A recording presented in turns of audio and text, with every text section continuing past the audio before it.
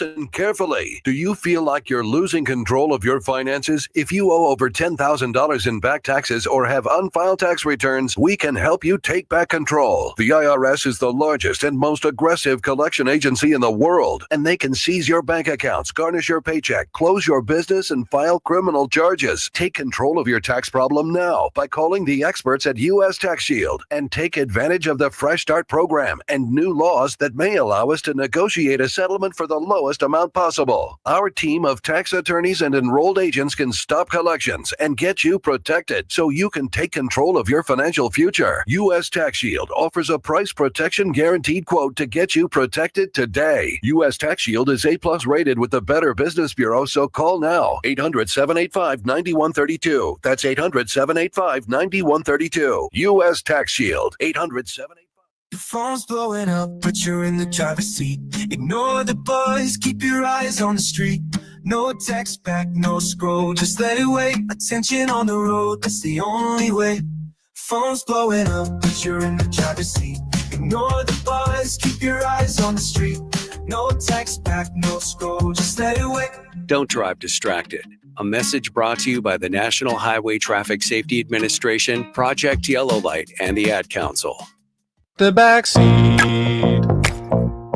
Check the backseat. All right, come here. Check the backseat. Gets in your head, right? Good. Because every year, dozens of children are forgotten in the backseat of a car by a parent or caregiver. All never thought it could happen to them. But with changes in routines, distractions, or a sleeping child, it can happen to anyone. Parked cars get hot, fast, and can be deadly. So get it in your head. Check the backseat. A message from NHTSA and the Ad Council. The Huskers are headed to the locker room, and it's time for Big Red Overreaction.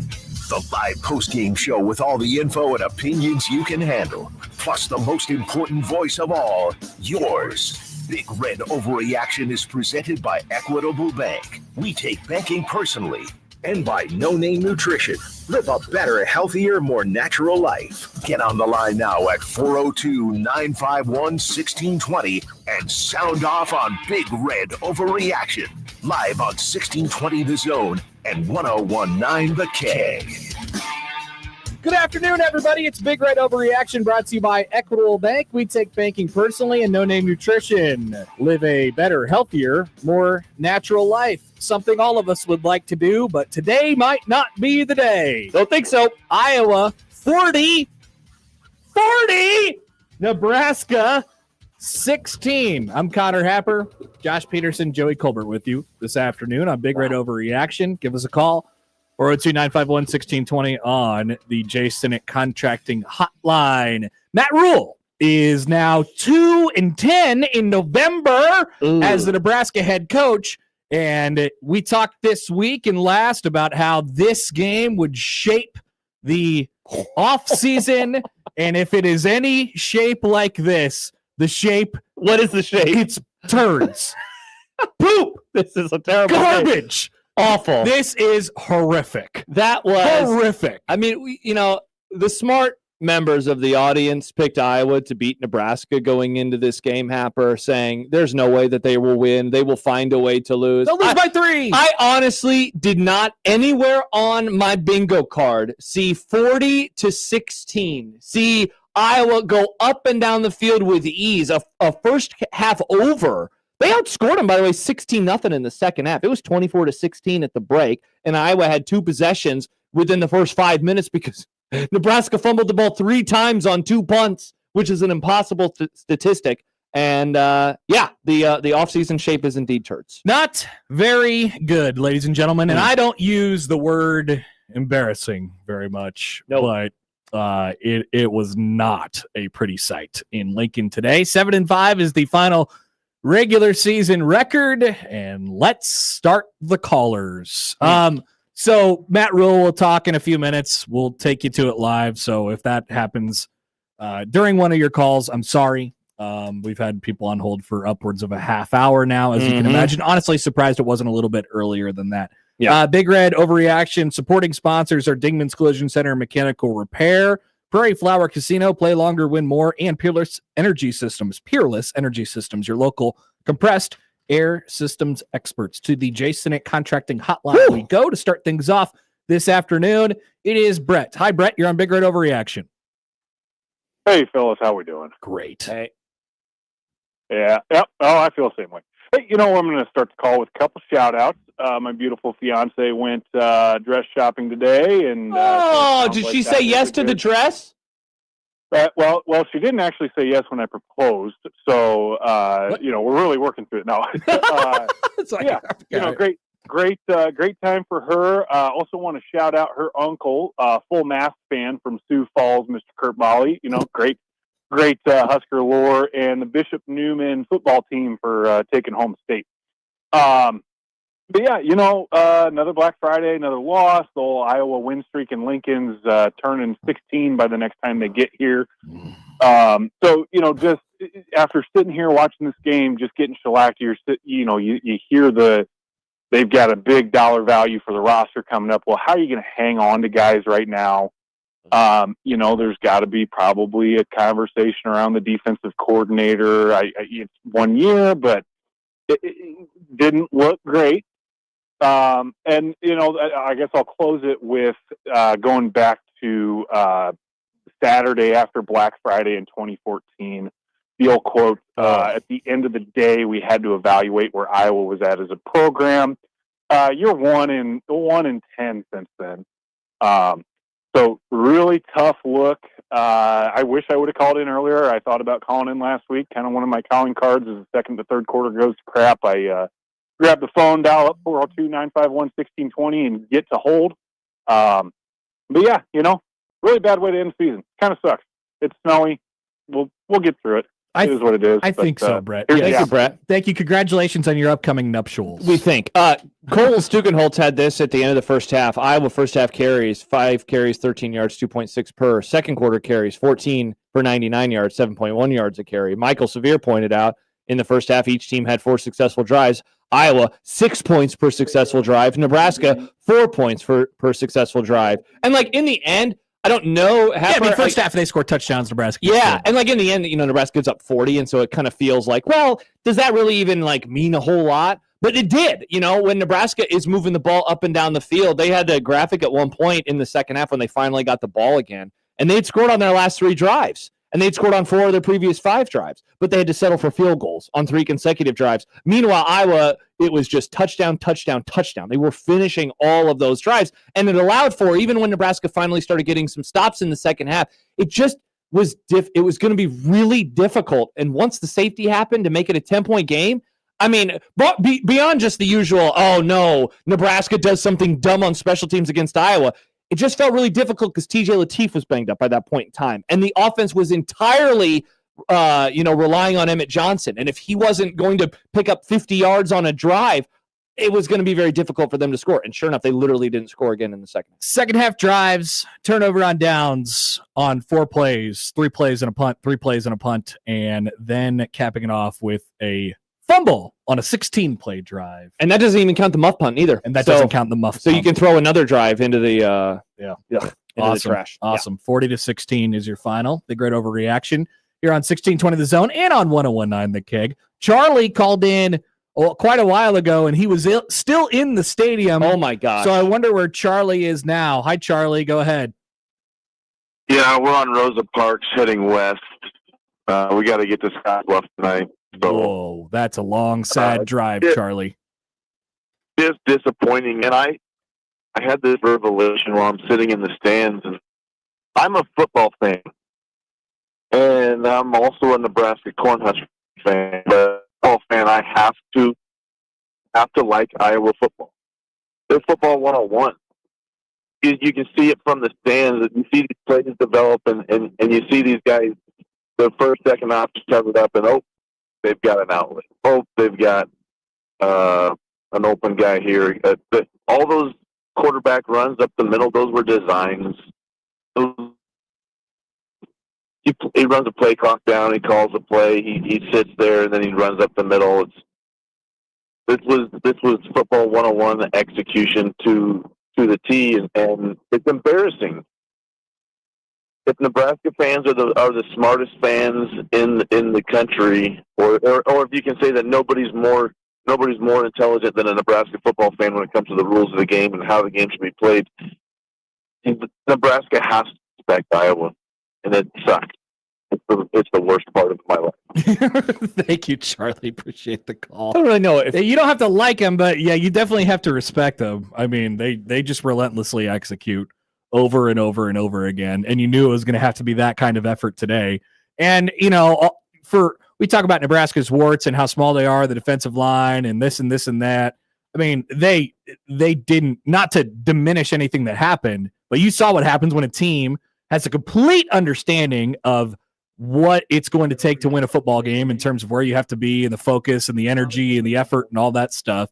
And then I think on the other side in the red team, you saw a team that, was probably that they felt good about themselves after the first drive, because it's a team that sadly this year, as the book has been written, I think it plays off of what has happened last quite a lot. It plays off of, not necessarily emotion, but they have a difficult time putting bad things behind them, I think. And I think they're good when they're good, but when something goes running, right? When something goes wrong, it ain't good. No. Yeah. And that's why, the safety, when that happened, even though it was only 26-16, and even though it was 3 minutes into the third quarter, so there's still 27 minutes to go. It's only a 10-point game. At that point in time, I'd love to do a straw poll at the exact moment. Hey, do you think Nebraska is going to win now? Do you think they are able to win now? Because I know my answer was no. No, we could have started the show at that point in time, and I thought been very comfortable in saying they're not going to win. What happened after that? They get another stop. There was some kind of skirmishes that started. Like you saw the frustration very much started boiling Nebraska. over. Like you're not gonna. You can't win like that. No, you absolutely cannot. You can't win when you're playing like that. They have you exactly where they want you. And I know it's hard to believe sometimes, like the stuff that happens with Iowa during the game, like they make great special teams plays and all that stuff.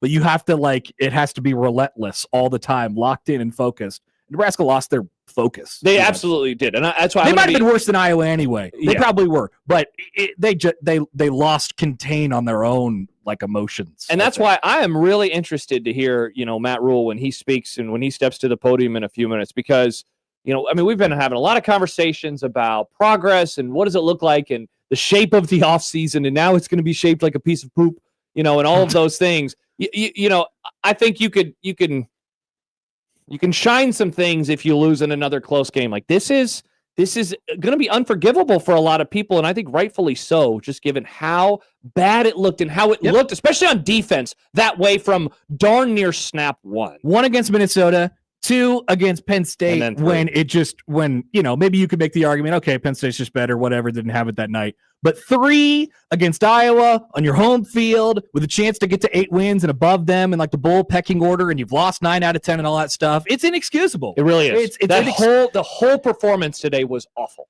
Top to special teams even, which has been a shining light for so much of this year.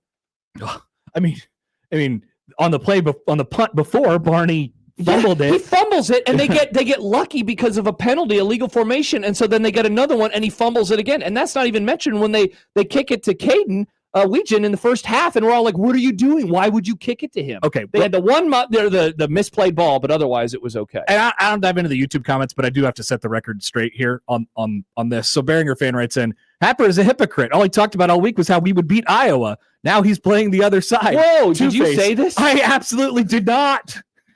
Don't put it on the internet that Happer said that they would win. No. We'll take a look at the YouTube comments, but I did not think Nebraska would win today. Check the tapes on that one. We're not there yet. He is. We'll get it all lined up. Matt Rule's starting to speak. Do you think we should take another call? We'll probably give Joey 2 more seconds. It's available on YouTube right now, and I think we might be good to go. Perfect. Well, it's a perfect time to remind you all that Big Red Overreaction is brought to you by Equitable Bank, where we take banking personally. No Name Nutrition, live a better, healthier, more natural life. And supporting sponsors, Dingman's Collision Center and Mechanical Repair, Prairie Flower Casino, play longer, win more, and Peerless Energy Systems, your local compressed air systems experts. To the podium we go at Memorial Stadium. Here's Matt Rule. I certainly understand. I certainly understand how that feels to all the great fans that we have. The student section that's full. People come to the game, and I understand their disappointment. I understand our team's disappointment. I think when you end the season the way we have the last two games, it has to rest solely on me. And I've loved this team. I love everything about them. I certainly didn't think today would go that way. Thought we came out ready to play, and in the end, they were the better football team. So I don't shirk that. I own that. I'm responsible for it. I understand that in times like this, it can get a little bit negative, and I just say honestly, all that should all be directed at me. I don't want the players to panic. It shouldn't go towards them. It shouldn't go towards the coach. I think it has to fall on me. We want to be a team that gets better at the end of the year, and these last two games have not been that. So I take that, I own that, and I'll answer all your questions. How much did it affect the overall picture that you couldn't get in the end zone in the first half? 1 for 4 and getting in the end zone in the first half. Yeah, I think that was really the story in the first half. I mean, we had 186 yards rushing, and we just outrushed Iowa. We had 186 yards rushing in the first half, and they were able to score touchdowns, whereas we scored field goals. And so that certainly was the issue. But that's, if we're being honest, that's been our, sort of the issue most of the year is just not winning the red zone touchdown battle. And so if we hold them to a couple field goals there, the game is different. Even at the end, it's 40 to whatever. We go down. We're hoping to make it 40 to 24, and we fumble in the red zone. So, but certainly early, it's really more the early start. I'd say it was that. We had a couple chances to make some plays, and we didn't quite make the plays, and they did a good job of making some plays. Going through running your pass defense, kind of disrepair these last two games. What do you feel like happened? I know it's kind of a bigger picture question, but what do you feel like happened to your defense? Yeah, no, I think. Like I said, this is the last game of the year. I think it's the right time. I appreciate the question. You ask me whatever you want. I mean, today was today was about big plays. It wasn't like they ended up. Now, trust me, they had the ball, control the ball. They ended up running. But the play action game off the run game, and just probably having to do too much to sell out. Even playing a run defense like they on the long play there at the end, the bootleg. Sierra comes off and tries to make the tackle on the quarterback, and then they have an explosive play. I have to take some time to really delve into it because, as I said, I thought we'd play really well last week, and I thought we'd play really well today. And certainly the kickoff returns and the field position tilted in the first half against us. I mean, at one point they had 10 points and they had 9 plays, or something crazy like that. So I was just like, hey, calm down, just keep playing. But anything I say right now, Sam, will feel like an excuse. It'll feel like me to say it like an excuse. I look out there, I see a bunch of young players. I just keep saying to them, like, hey, get off and make a play. You need a sack fumble. Defense is about, big hits and picking balls off and sack fumbles and scooping scores and all those things. And we're just not getting those versus the higher quality opponents. Right. And so this was a team that had a really good plan, and they made plays, and we just didn't quite make the plays. I thought we defended like the traditional run way better at times today than we have. And then, quarterback, made some plays that really hurt us. We have them in third down. It's a run, cue, draw, score. We have them in the red zone, score. I mean, those things can't happen. Related to the red zone struggles at halftime, you go in and Emmett's got 177 yards on the ground and no turnovers offensively, and yet you're down 8 points and they're getting the ball coming out. Is that a tough pill to swallow, knowing all of that going into the locker room? I think going in the locker room, I like the way, we took the ball early saying, hey, let's get the game to the fourth quarter and have the win in the fourth quarter. So I knew we were going to have to battle through the third. I liked the way that Emmett was playing. I thought, hey, my hope was that we get back in the red zone and that they would run the ball through the red zone, and obviously TJ got hurt early on in the game, and that limited a lot of the things that we wanted to do. And so, he pulled his hamstring. And so it was just kind of like, Dana was like, hey, I'm not going to be able to move him around. One of our big thoughts of this game was like, in the drop back game, hey, he'd scramble around and make, because sort of the way that they play, and we were not able to, had to kind of abandon that early. But I didn't mind being down by 8. I mean, I just, we thought like, hey, this is kind of how this game's going to go. I was disappointed that we were losing, and our pass defense was losing. Kind of going back to Sam's question, they played man. We played man to stop the run, and they beat us. To kind of beat us in the passing game. And so like, hey, well, I guess we'll have to play some more zones if we're not going to quite win. I think if you play man, you got to win, right? So those things were hard today. Are your receivers competitive enough today, both when the ball was in the air and while they were running their routes? I didn't notice anything. I mean, I guess might have seen things on TV that I didn't see. I thought like on Emmett's run, I thought there were huge blocks. There were just a couple of miscommunications, right? Like there's a couple times we're running option routes and like, guy sits it down and, I had no concerns with effort or anything like that. What I did see was 3 or 4, times we had, a 50-50 ball and we did, unfortunately we didn't come down with it. Their kid, even at the end, made a great catch for it. But I think our receivers have played well all year. We get in the game, we got a young quarterback, he pulls his hamstring and kind of limited maybe some of their opportunities. And also Emmett was, in a disappointing day, I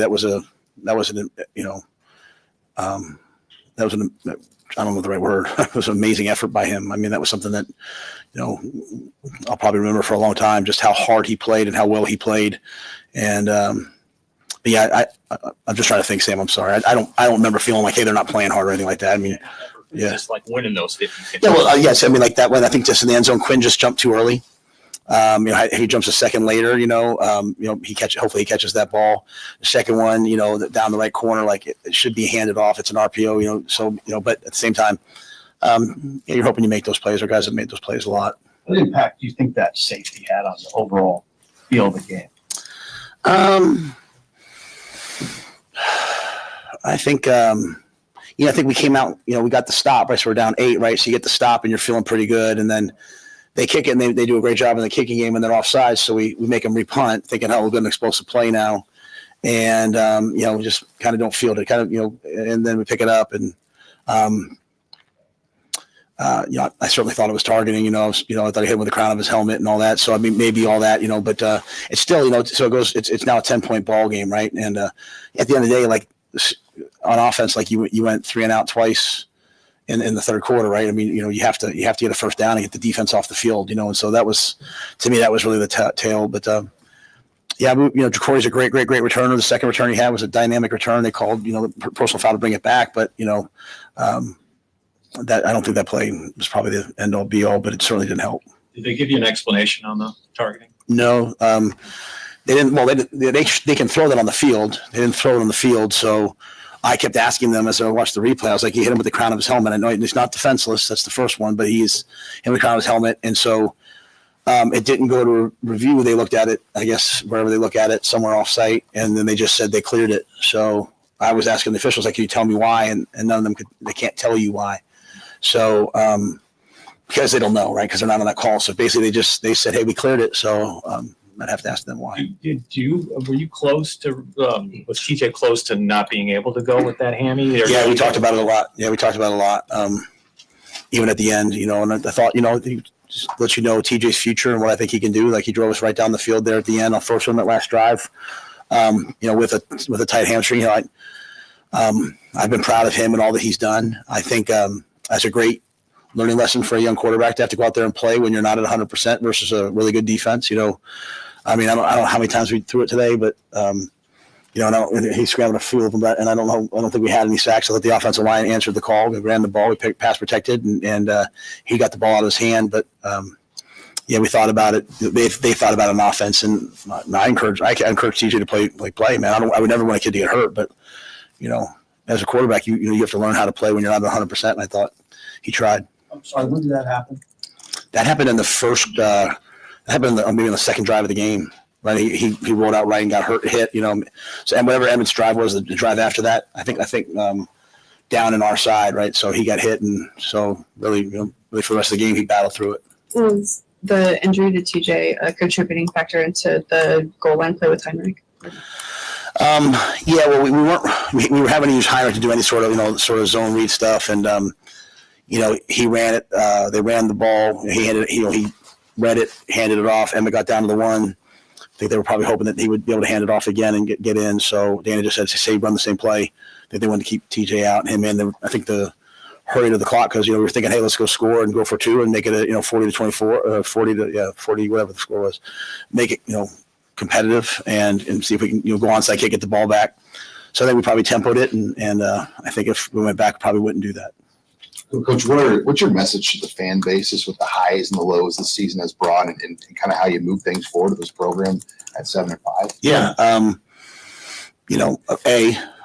I don't want to say anything right now that's other than what I said at the beginning, because I think people have a right to be upset, okay, with how it ended. For me, all I can say is I have some of the best recruits here today. I'm going to continue to work. I'm going to work as hard as I can, as long as I can. I'm going to surround myself with really positive people, not toxic people, and just try to continue to move the program forward. This group of guys is the first team to be bowl eligible 2 years in a row since 2013, 2014. So is it enough? No. But is it better than it was? Yes. So, but if I'm a fan right now, I'm walking away. I'm mad. So I'm walking away mad. I'm not saying I'm walking off the field. Some people are supporters. Like, good for them. Like they're passionate about this place. I love being the head coach of University of Nebraska. I love being in Nebraska because people are passionate about this. So I don't want my message to be anything other than, I don't want it to be hope and all. It's like, yeah, it wasn't good enough, man. But if I start going on positives, it's like, all right, Matt, but I think today just has to be that.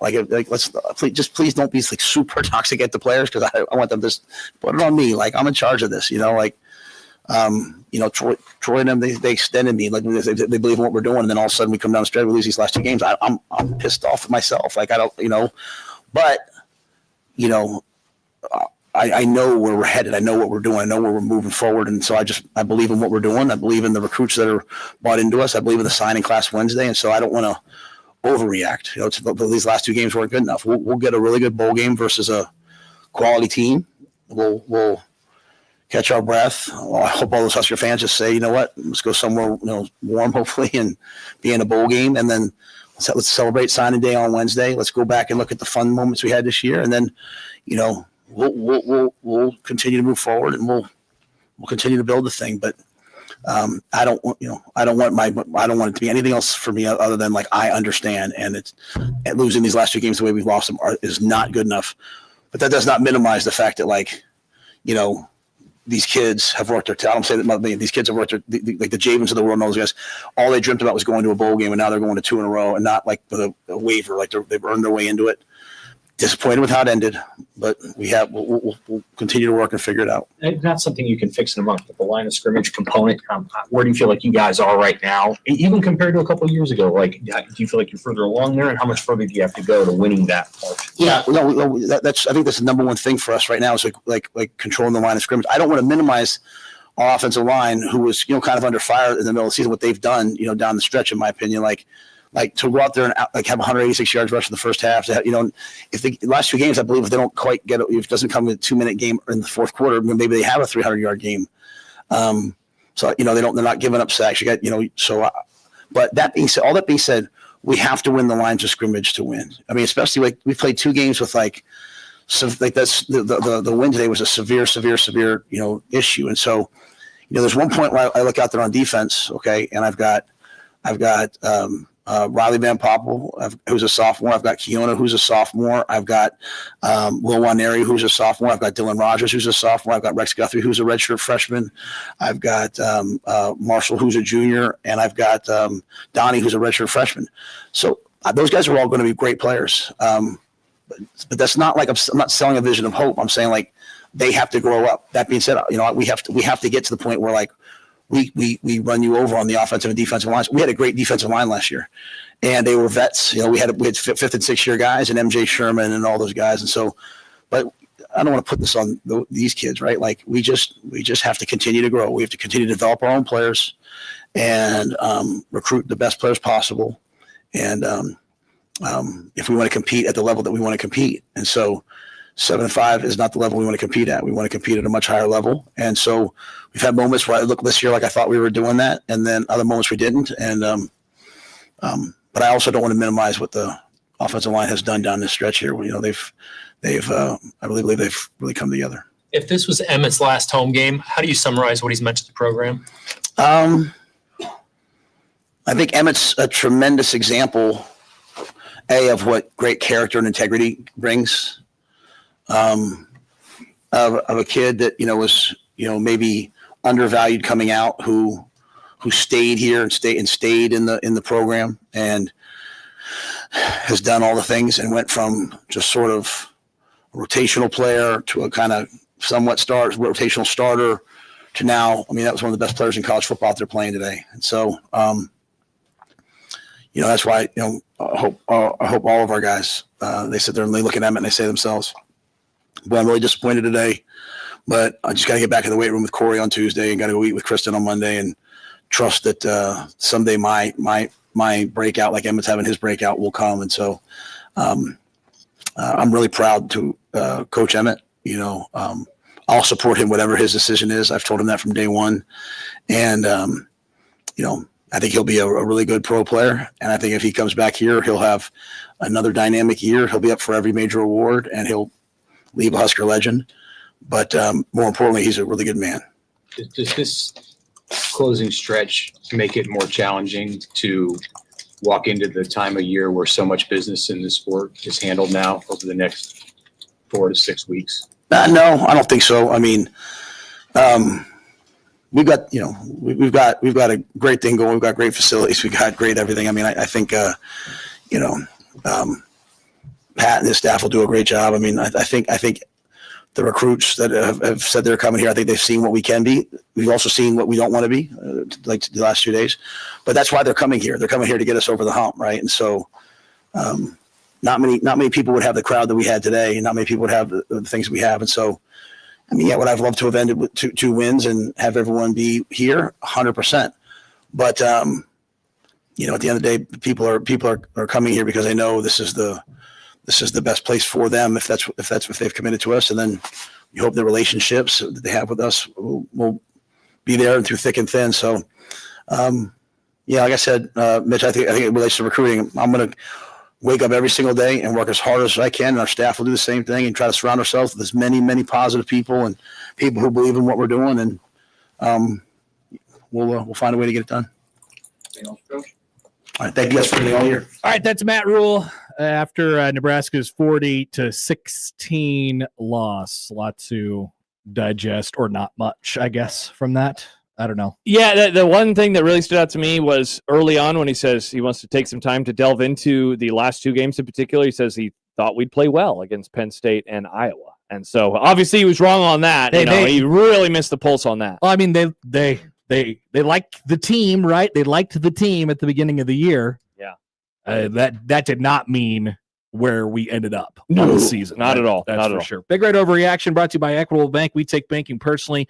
And brought to you by No Name Nutrition. Live a better, healthier, more natural life. We are back with more. Callers are still there, as they will be for the remainder of the afternoon here on Big Red Overreaction on 1620 The Zone and 1019 The King. Get into Prairie Flower Casino and get in the game. Prairie Flower has hundreds of the hottest slot machines along with the PFC Sportsbook and your favorite live table games. Looking for a bite in the beverage? You'll love all our options, including Sky Bar and Grill with nonstop sports on our wall-to-wall TVs and the friendly service you know and love. Play longer, win more at Prairie Flower Casino, just minutes north of downtown Omaha. Must be 21. Please bet responsibly.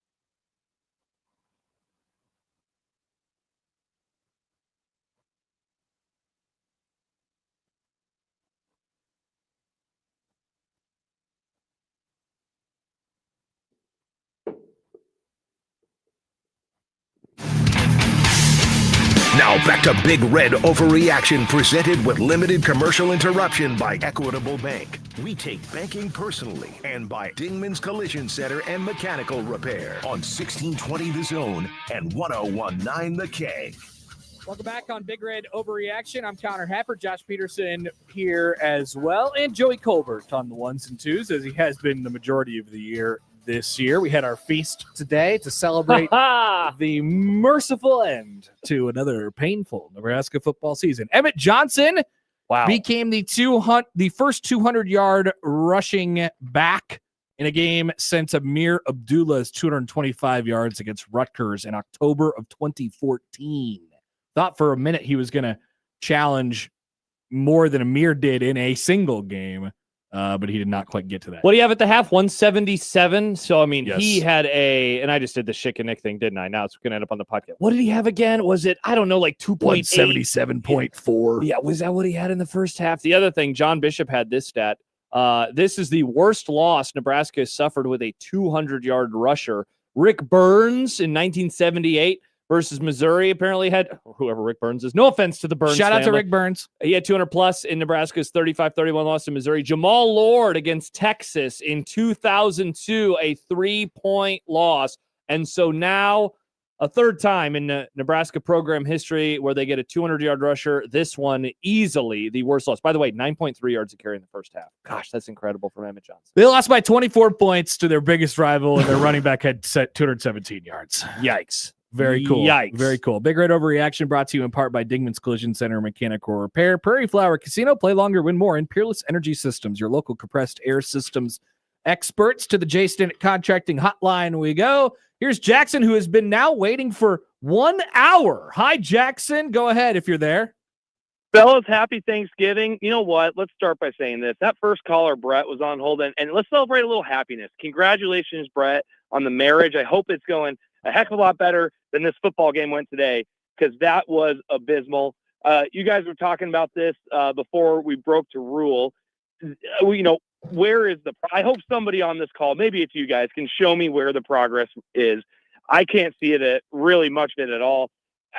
I struggle to think what would have happened this offseason if Emmett Johnson stays in the transfer portal and leaves. What would happen if Mike Eckler wasn't here?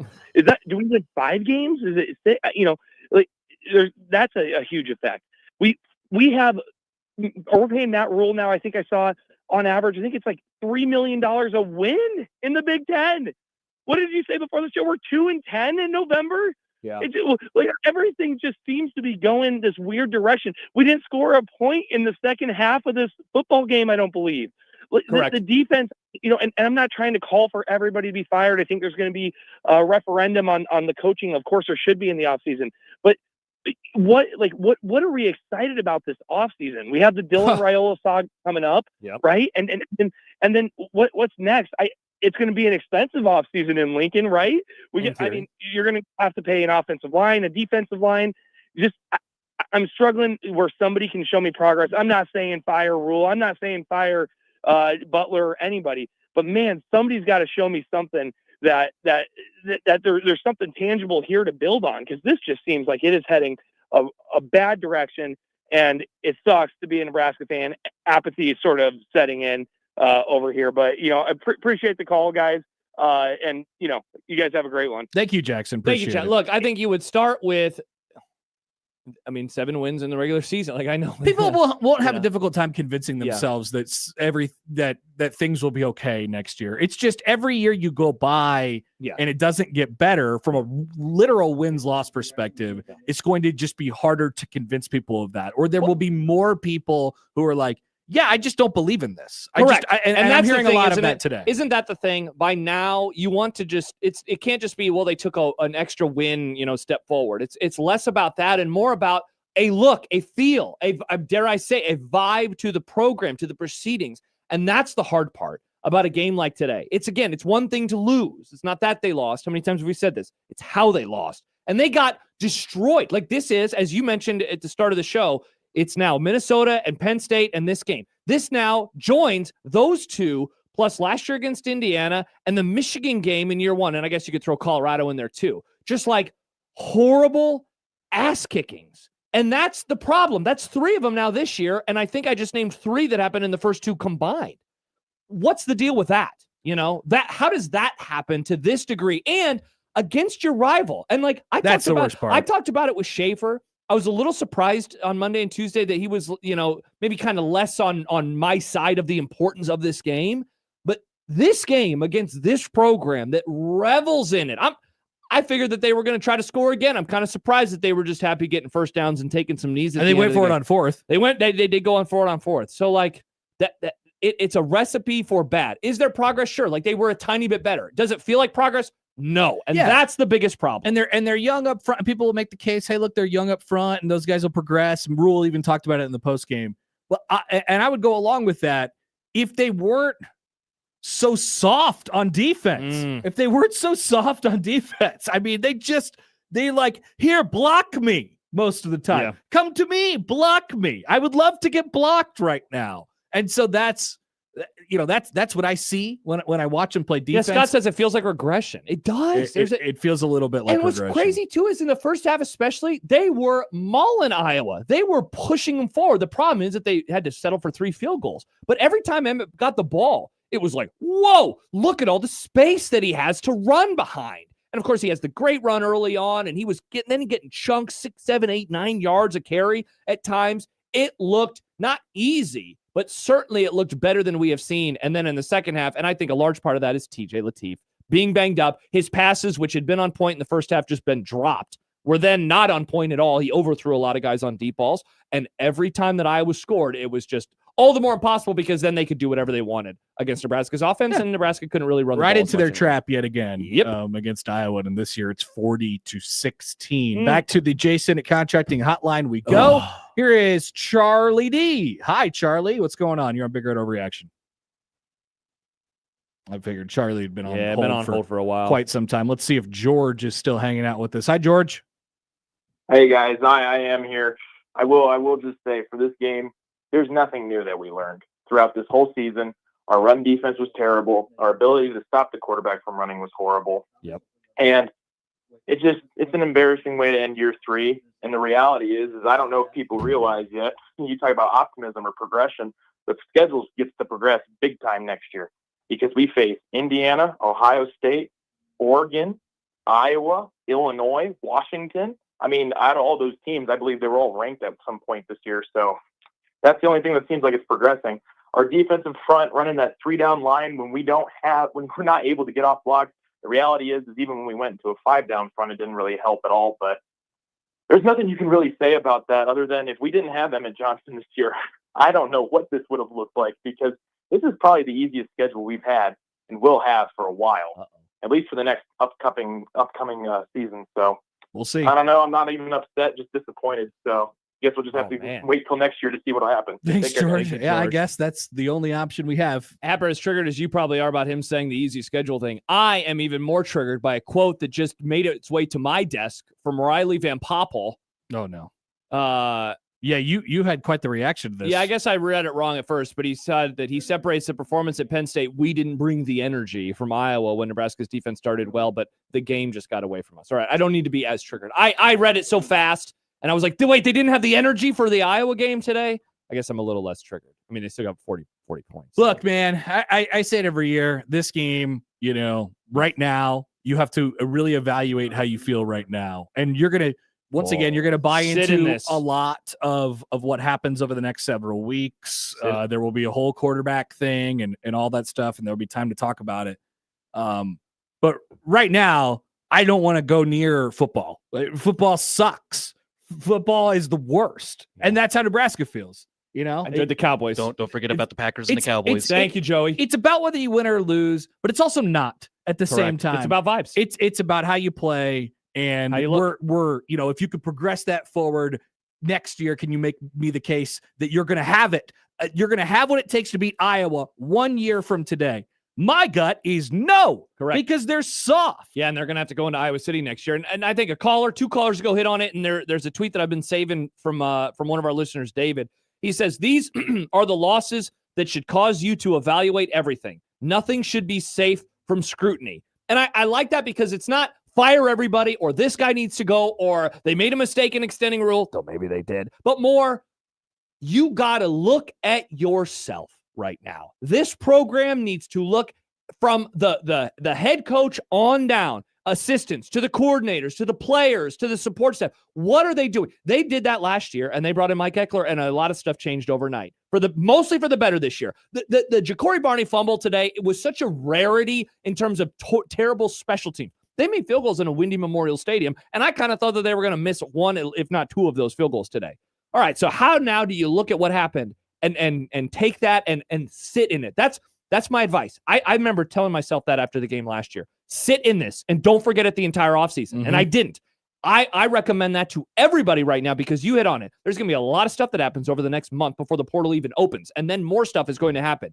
Sit in this feeling. Sit in this feeling, and the program needs to sit in this feeling as well. Yep, no doubt about it. That's Josh Peterson. I'm Connor Happer. This is Big Red Overreaction, brought to you in part by Dingman's Collision Center Mechanical Repair. Prairie Flower Casino. Play longer, win more. Peerless Energy Systems, your compressed local air systems experts. Back to the phones we go on the Jason at Contracting Hotline. Here's Joel. Hey, Joel, you're on Big Red Overreaction. Go ahead.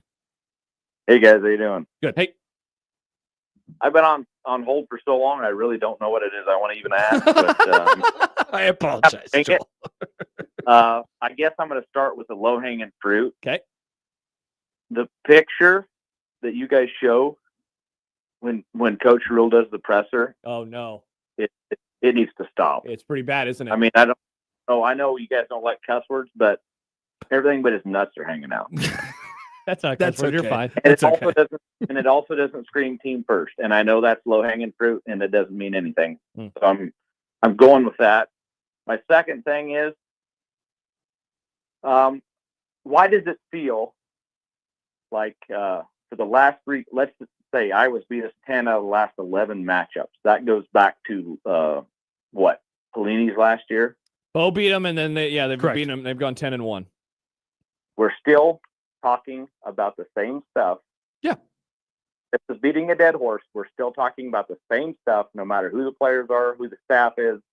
I know I'm beating a dead horse, guys. But at some point, can we not get to year three, the end of year three, and just realize we failed at so many coaching searches? Why are we so scared of another one? We failed again at a coaching search. We're still talking about needing new coordinators or wholesale changes on the staff after year three. Let's not be scared to say we failed at a coaching search once again. We've failed for years. Sorry for being doom and gloom, but it's just the same old stuff for the past 15 years. Yep. Thank you, guys. Appreciate the show. Thank you, Joel. Thank you, Joel. Appreciate it. Yeah, I mean, it's very clear. I mean, look, it's about beating Iowa, but obviously this is a barometer game because they test the stuff. They test your head and they test your physicality, and it's a great barometer game to happen at the end of every single year. And yes, all of them that they lost, I felt like, except for, I guess, Frost's first 2018. one. You and I always talk about that game. Except for Frost's first one next year to start immediately. I just felt like Nebraska absolutely was not making any progress as far as the stuff was concerned. And that's why I could not disagree more with what Beringer fan said a few minutes ago. Would 8-4 change the program's position? We all know the answer. If it means a win today, are you serious? Do you know what Nebraska needed to beat this team today? They needed guts. And maybe that's why I am different than too many fans around here that don't want to do that to Iowa, that don't want to admit that today's loss hurts you more because of who beat you. This is not, it should. It's not that they didn't play Illinois. They didn't play Purdue. They didn't play Rutgers. They played Iowa. And they love rubbing your head and the poop on the ground when they do this to you. They came into your house and did it again. They have not lost to Nebraska in Lincoln since the first Obama administration. I mean, it has been so long since that happened. But if you're like, no, 8-4 versus 7-5, not a big deal. I don't know what to tell you. I don't know how you sit with yourself after another loss like this against this particular team. And I mean, can't do it. From a score perspective, it got way worse today than each of the gosh. last two. Yeah, you'd rather have a field goal going into your face. There's nothing. No time on the clock. There is nothing worse, and I'm sure they take it very personally and all this stuff. But like the stadium is cleared out. It's gone. It's all Iowa fans. It's all Iowa fans yelling, "Let's go. Let's go Hawks." Oh my god. You know, that should eat at you all up. And I'm sure it does, whatever, but whatever Nebraska buttons they're pushing, it's not getting them to play well enough against this team. So yes, I put them on a pedestal. I don't care. I don't care what the Iowa fans, the trolls say about Nebraska fans. Nebraska needs to have more guts to win this game, and they lack it. Chris says that was a horse crap game. That's an absolutely horse crap call. It was. All right, one more call before we take another break here. Here's Thomas on the J. Stennett Contracting Hotline. Hi, Thomas. You're on Big Red Overreaction. All right, Thomas is not on Big Red Overreaction, so that means we get to take a break. All right, those are the rules. Let's do just that. It is Big Red Overreaction, brought to you by Equitable Bank. We take banking personally. No Name Nutrition. Live a better, healthier, more natural life. Connor Happer, Josh Peterson with you for a while longer. It's Big Red Overreaction, returning in 3.5 minutes on 1620 The Zone and 1019 The Keg.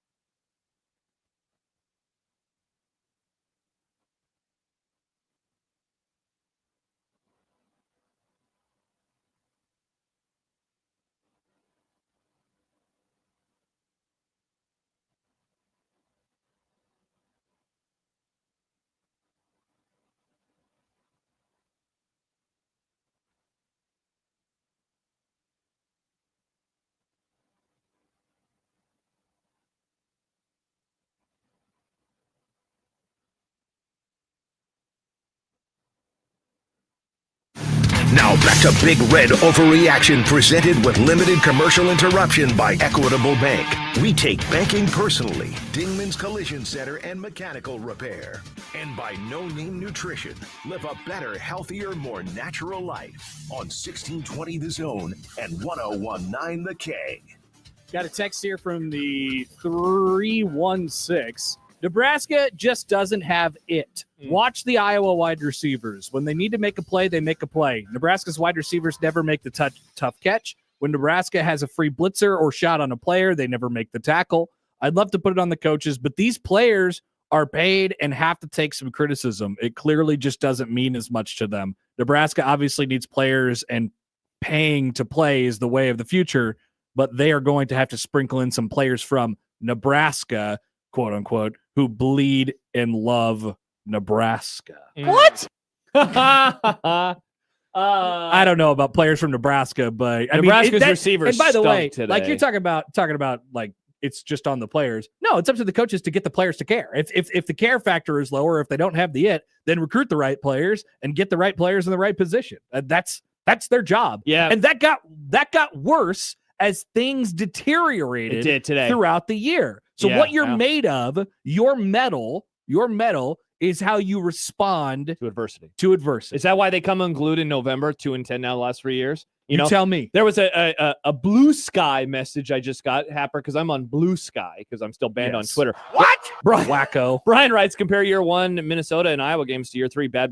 That's true. What in the world's happening? I think along the lines of what you were just talking about, Matthew emails in, you can't buy culture. We are getting beat by lesser, and he puts that in quotes, lesser programs because they have better coaching and player development, plain and simple. It's hard to stay engaged when the program feels this stagnant. Yeah, I mean, I think they have raised the floor. Absolutely, they in a have. variety of different ways, and that might speak to culture. But yeah, But they got a long way to go. This place, and I don't say this as a negative, so don't take it that way. This place is not built for slow rebuilds. This place is not built for this because we don't want it. We don't want that. We don't want incremental. Even as bad as the last 10 years have been, 7-5 is still not good enough because deep in people's hearts, this is not what they want.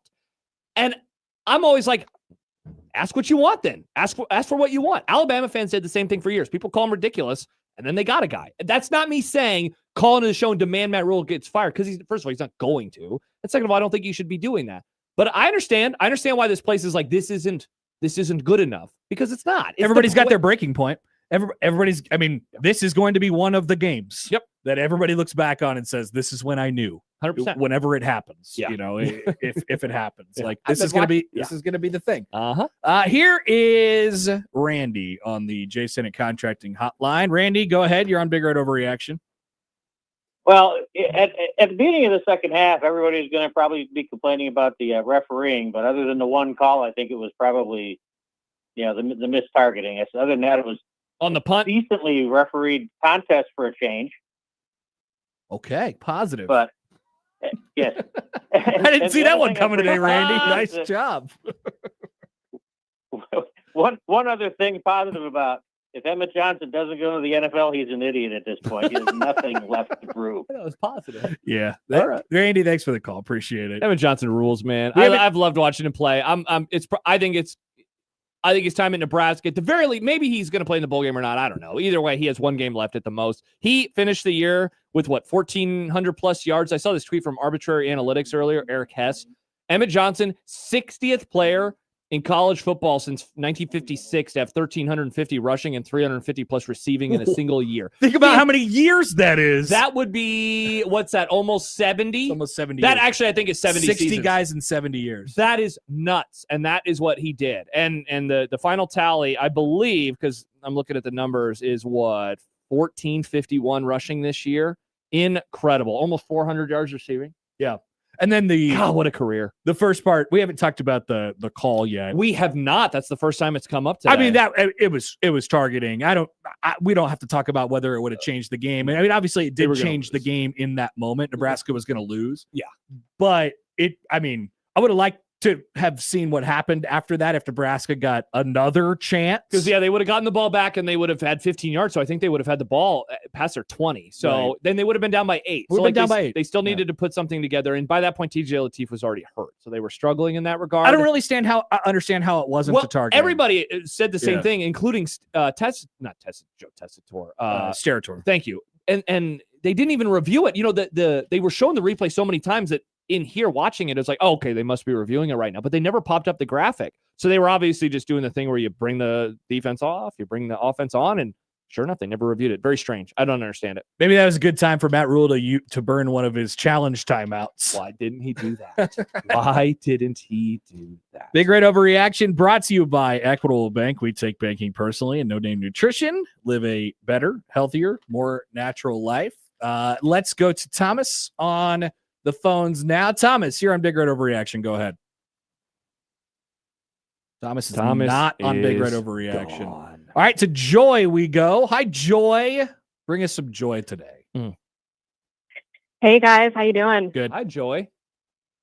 Well, I don't know if I'm going to be bringing some joy today, but, I've just been thinking that I don't feel like these guys, the coaches and the coaching staff, are playing for the love of the game anymore. And it just kind of feels like they don't love football as much as they used to. And I got to say, like most people have been saying, feels a little bit like they're playing for the money. It's a little bit of a cash grab. And, I got to say, I think I might disagree with you on a couple points. Like I say, maybe fire them all and start from scratch and pay them nothing. And then we'll see. And we'll see who starts winning some games. We'll see something, Joy. It won't be Nebraska. Thank you for the call. Bring in people on zero salary. That'll show you guys. I mean, broken book could be fun to fix. Yeah, I mean, I probably would not do that. But there is some truth to, like, at Nebraska, you are treated well as a student athlete, especially as a football player at the University of Nebraska, and you get a lot of love and you get a lot of likes on Instagram and stuff but like that. Don't they have that at Bama? Like, why can the other places have the fun things too? And like Nick Saban built them an ice cream culture shop. established. Yeah, I guess that's true. They have a culture established. Hard beds, prison beds until they get good. I don't know what the right answer is. Like zero salary. I mean, Matt Rule is, I think, trying to find the answer to that question. Like, what do you do to make it just? And I think his answer is just, we got to just do it time after time after time after time again, and eventually we're good at it, right? Mm-hmm. And I don't know, Dwayne. Oops, all walk-ons because football is cursed. I mean, that could be one thing that you could try. I don't know. It's Iowa players get paid too, so they do. Everybody does. Yeah. All over the country. They certainly like beating the crap out of Nebraska every year, and they'll do it for the love of the game. But they'll happily take some of that money as well. What's the extra money they get to beat Nebraska? Oh yeah, maybe some bonuses. If you told all the Iowa guys, hey, you get no NIL money this week, your checks are frozen, all you get to do is play to beat Nebraska, they'd be like, sweet, sounds good to me. Hey, I will say count this. Me in. Somebody mentioned we've been talking portal. Here's a promise that I'm going to make to you and our listeners right now. I am not buying into the flashy receiver this year. I'm not doing it. The next portal receiver, I'm not doing it. Dane Key today and some of those drops before TJ started sailing passes were on point. And Dane Key let Nebraska down with multiple drops, including one that was an absolute dime because he closed his hands too soon. And this is now the second straight year where the number one guy that they brought in, and last year the number two guy kind of stunk as well. I actually like Isaiah Hunter this year. I mean, their guy let him down. Their guy Vanderzee had that catch was incredible. Yes, it was. Nebraska receivers don't catch that. Yes, they hardly ever have. It's so frustrating. And that's why that question from Sam, very illuminating, tells me he was seeing something from up in the press box. And I noticed the same thing. They don't fight through balls. They didn't do it last year, and that was a problem. And I thought, maybe that's just a Isaiah Nayor situation. I don't know. Back to the phones we go. Josh Peterson, Connor Happer with you on Big Red Overreaction. Joey Colbert will answer your phone calls at 402-951-1620 on the J. Stinnett Contracting hotline. Here is Kyle. Hi, Kyle. You're up next. What's going on? Hey, Connor. Yeah. Yes. Hey, Connor, are you not paying any attention to your feed? Are you not going to have any reaction to the fact that apparently the Detroit Tigers just traded Treat Scoble for Paul Skeens? No, they didn't. Stop that, Kyle. Major blockbuster trade. No, look it up. Look it up. Now I'm going to Google this. I'm looking it up. They didn't do that. Nobody would do that. Look it up. No. I'm looking at my computer right now, Kyle. It didn't happen. Oh, wait. It's apparent, yes. Tigers get Paul Skeens in predicted trade involving three-team block. But what is this? No. Forums. No. Connor, talk to me. You're a baseball guy. Okay. I don't know anything It's an about idea this. from MLB.com. Okay. It's a proposal from a writer. That's not a trade. That's not a trade, Kyle. This is Bill Simmons doing a trade machine, but for baseball. Bill Simmons doesn't write about baseball anymore. Hey, I didn't have to look at my computer really to figure out that was fake or that was just something that was on the When he internet. was like, is he not viewing what's on his computer? I thought he was talking about the guy in the chat that says that you hate Nebraska or whatever. What's going on with this guy? I don't know. Is this Big Red Fanatic? This guy hates your guts. What did you do to Big Red Fanatic? I don't know. Did you say something nice about Creighton one time? Well, I definitely did that. I don't know if he heard it. Classic I Happer. don't know why would he hear it, Classic right? Happer. If he doesn't like Creighton, that's true. Why would he listen?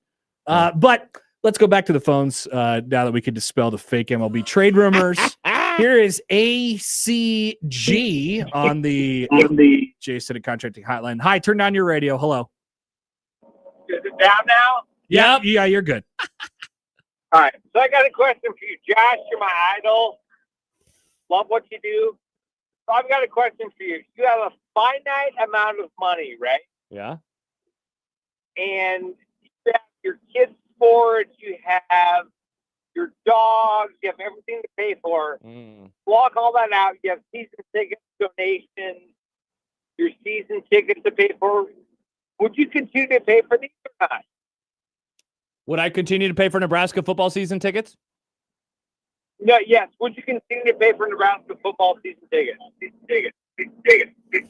Okay, turn down your radio. Let's just say, thank you, I'm going to ACG. just take them off. Yeah. No, I would not. I would absolutely not buy It's season different. tickets. It's a different question for different people. Yeah, but I the people that continue doing it. By the way, Stibbs, Josh is this guy's idol. Shout out to me, Stibbs. Some people like going because they get to see all their friends and tailgate for 8 times a year, whatever it is. Well, I was telling you off the air. So my dad sadly had to go by himself today because my mom was like, "It's going to be too cheap," and then nobody else wanted the tickets. He was just going to give them away, 2 tickets to the stadium.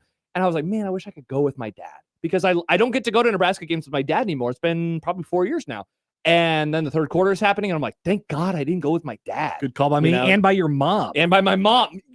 Great decisions made by all except for my dad, who went to the game. Did he take anybody with him? Did he No, drag he anybody went with him? solo. Oh, that's wild. Yeah. Your dad had a bad day. Gosh, I hope he left early at least. And I was worried a little bit like, oh my gosh, it's snowing. Is he just going to have to deal with everything bad? Is it snowing yet in Omaha? I can't tell. I don't know. I shut the window. Shout out to my dad. I love you, Dad. I probably I would get rid of season tickets. Absolutely. That's going to save you how many thousands of dollars? Easy. That's what we did after the 2021 season under Frost. Oh my! The 3-9 season. I think Think a of lot all of the people, good things you could buy with that now, money. like it or not, I mean, I think there's going to be you're going to have to actually make that decision. Some people will soon when there's I don't know, like 25,000 less seats in the stadium for a period of time. That's I mean, it could be a real decision that people have to make, and maybe the people in the athletic department won't like how many people easily make that decision to just not anymore. It's kind of like pre-COVID, post-COVID, where COVID changed some things, and afterwards people are like, I guess I don't need whatever it is anymore. I live without it. 531 text in. You're going to love this one, Happer. Oh, good. Call it what you want, but 7 wins is progress, especially after what we dealt with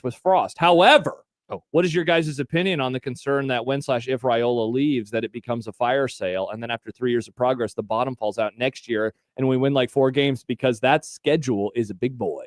Big Ten schedule next year. Lot of notes hit there. That's like 8 different topics in one text. I'll say this. I don't believe that Nebraska will be in some sort of like everybody scramble and get the hell out of here when Raiola leaves. I think they will lose people, but yeah, it's not going to be like I think they'll lose a normal amount of people, and I think they'll lose Dylan Raiola, but I don't think a lot of people will leave because Dylan Raiola is not coming back. Mm-hmm. I think Nebraska will have an answer at quarterback next year. That's a topic for this show, potentially. Wow. That's a topic for the offseason. That's what that is. Dylan Raiola, TJ Lateef, unnamed portal man, Davila, Mr. Davila. What? Yeah. Never saw just kidding, Joey. It won't be. Never saw the Grammys today. Never saw the Grammys. I actually saw a comment from Jack Mitchell where he was asking for Mr. Graham. He wanted to put in the Graham. Moonlight Graham. He wanted him. He said, put him on the field. Get him in. Back to the phones we go on the Jason at Contracting Hotline. Here is Mike. Mike, you're up next on Big Red Overreaction. Go ahead.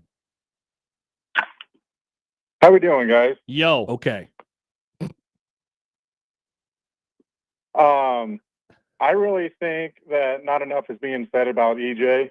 He poured his heart and soul out to this season, and I really think like more should be said about him. But I don't know if there's been enough said about what you guys do every Saturday or, every Friday or whatever day it is, taking all these all these calls and everything. You guys do a great job. That's all I got. Mike, I Wow, love you. thank you, Mike. That was not a horse crap call. No, I'll say some nice things about Emmett Johnson.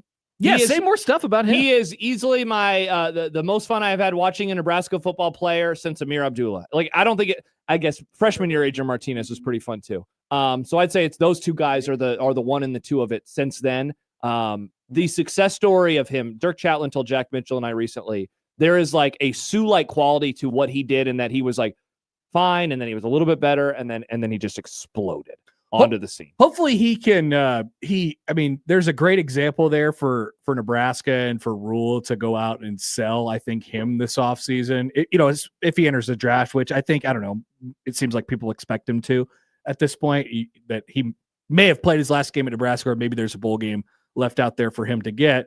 He leaves, and you're going to be probably looking for a transfer portal starting running back next year. Look at what we could do to you. Yeah. I mean, that guy hung around for a couple of years and just got better and better and better. 5 straight games with 100+, finishes his season with over 200 yards. He had 176 against Maryland as well in the game before this stretch. So he went 6 of 7 going 100+. He had another 2 at the start of the year. So you add all of those up, you're looking at 8 games with more than 100 yards. His worst game was Minnesota, which was also the dumbest game of the year. 14 carries for 63 yards.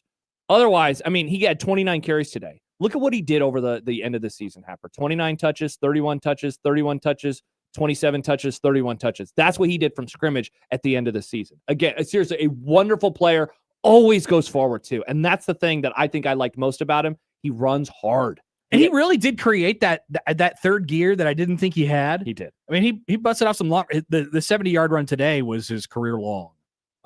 And he's beating people off the edge, and when he gets some open space, he's gone. So yeah, everything about him got better. And he was literally all of Nebraska's offense today. He was the entire thing, whether it was in the passing game or in the run game, of course. Impressive career, or impressive finish to his career, certainly. Big Red Overreaction brought to you in part by Dingman's Collision Center and Mechanical Repair, Prairie Flower Casino, play longer, win more. Peerless Energy Systems, your local compressed air systems experts. Josh Peterson, Connor Happer with you here, talking 40-16. Every time you say 40-16. Every time you say it. And a 7-5 Nebraska regular season. Back to the phones we go. The J-State Contracting Hotline. Here is J. Joe. Hi, J. Joe.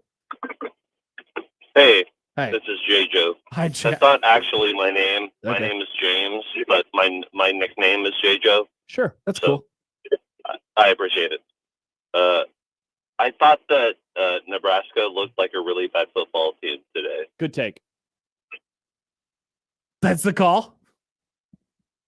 Short and to the point. I mean, he nailed it. Thank you, J. Joe. I mean, 100% hit rate on that call. Well, I don't know. The J. Joe thing, 50% hit rate on the call. So let's dive into it. I think Nebraska looked like a really bad football team today. Yeah. What do you think? Like, is there anything, potentially that we could really delve into from that statement? I was bad offense, score 38.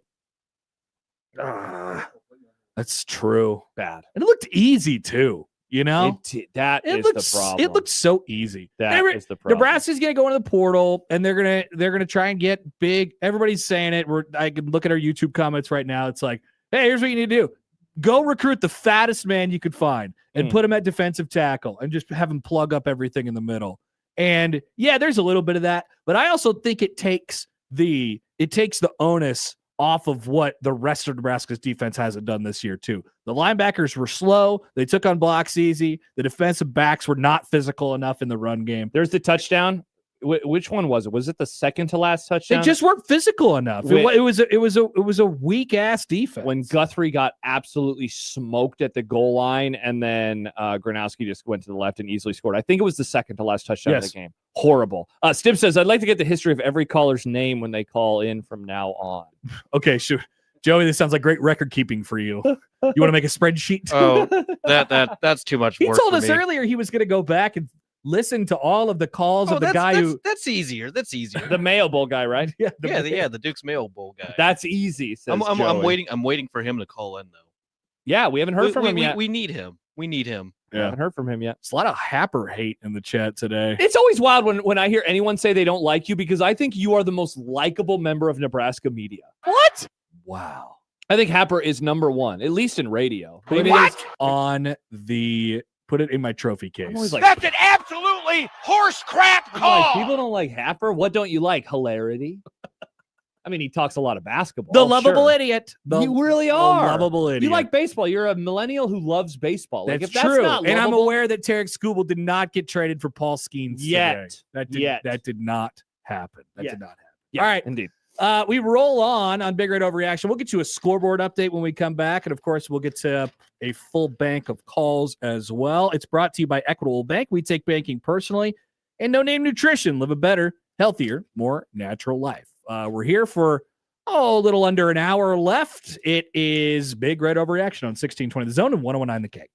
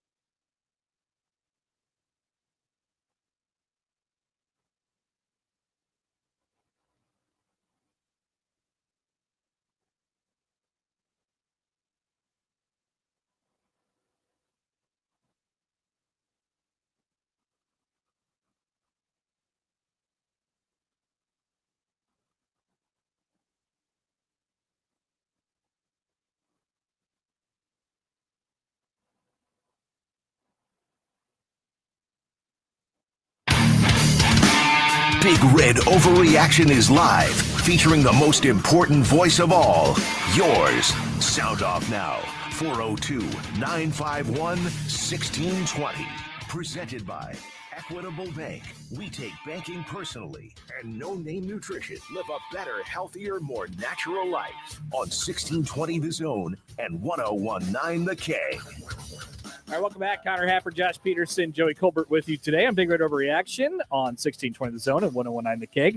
Brought to you in part by Dingman's Collision Center and Mechanical Repair, Prairie Flower Casino. Play longer, win more, and Peerless Energy Systems, your local compressed air systems experts. I told you I'd take a look at the scoreboard, and I am a man of my word. Here's what's going on right now. Georgia and Georgia Tech are tied at 3 at the Dome. 3 in What? a combination between 3 and 5 in Atlanta. That game was supposed to be a home game for Georgia Tech, but they got paid like $10 million to have it at the Dome, so old Georgia so fans. probably a lot of bark and go woof, woof, woof, yeah, woof. woof, woof, woof. Open, And Ole Miss wins the Egg Bowl 38-19 over Mississippi State. And Lane Kiffin still hasn't said what he's doing. He says he's going to pray a lot tonight. Come on. What? Come on, bro. I think he's going to pray, and then he'll find the answer. He's going to LSU. By the way, Bears 10, Eagles 3. What? For the NFL fans. I didn't even know that there was an NFL game It's tonight. right here. Happer, it's right here. I've been staring at it the whole game. I maybe You should have could've sat fooled over me. here so then I could pretend to look at you and just look at the game. I was paying attention to the fake Derek Scooble Paul Skeens trade. Happer's diving into it, and he's diving into it. Tonight in college football, the big games, we have Texas A&M and Texas tonight at 6:30. And are you interested in an old Oaken bucket tonight? Indiana that and is Purdue. tonight. Yeah, that's tonight on NBC. No, I mean, yes, it'll be on one of the TVs. I'm mainly interested in Texas and Texas A&M, of course. I think Texas is going to pull off the upset. Don't forget Arizona State later tonight. That's late a game, game right? too. At 25. Yeah. By the way, my wife says, LMAO, Lane Kiffin doesn't pray. You cannot convince me otherwise. That's an absolutely horse crap call. Whole question, does Lane Kiffin look like a man who prays? Does Lane Kiffin pray? Yeah. Maybe it's that simple. Doesn't look like one of those guys. Back to the phones we go. Big Red Overreaction brought to you by Equitable Bank. We take banking personally, and by No Name Nutrition. Live a better, healthier, more natural life on the J. Sinnott Contracting Hotline. That is where Mike is this afternoon. Hi, Mike. Go ahead. You're on Big Red Overreaction. Hey, what's going on, guys? Nothing. Hey, Mike. So I just had a comment and a question. So my comment is, I listen to all these overreactions after the game, and all these people are always so confused or like shocked that Nebraska loses and they lose the way they do. And I'm just kind of like confused why they keep on having that reaction, because Nebraska's obviously not good, and college football is not a bowling league or a golf league where you get handicapped to make up for the difference in competition. You know what I mean? So I'm just kind of confused why you keep seeing that. Maybe it's like Nebraska was an underdog by 10 and they got favored 10 points. Yeah, I was going to say, that's kind of like a handicap if you view it that way.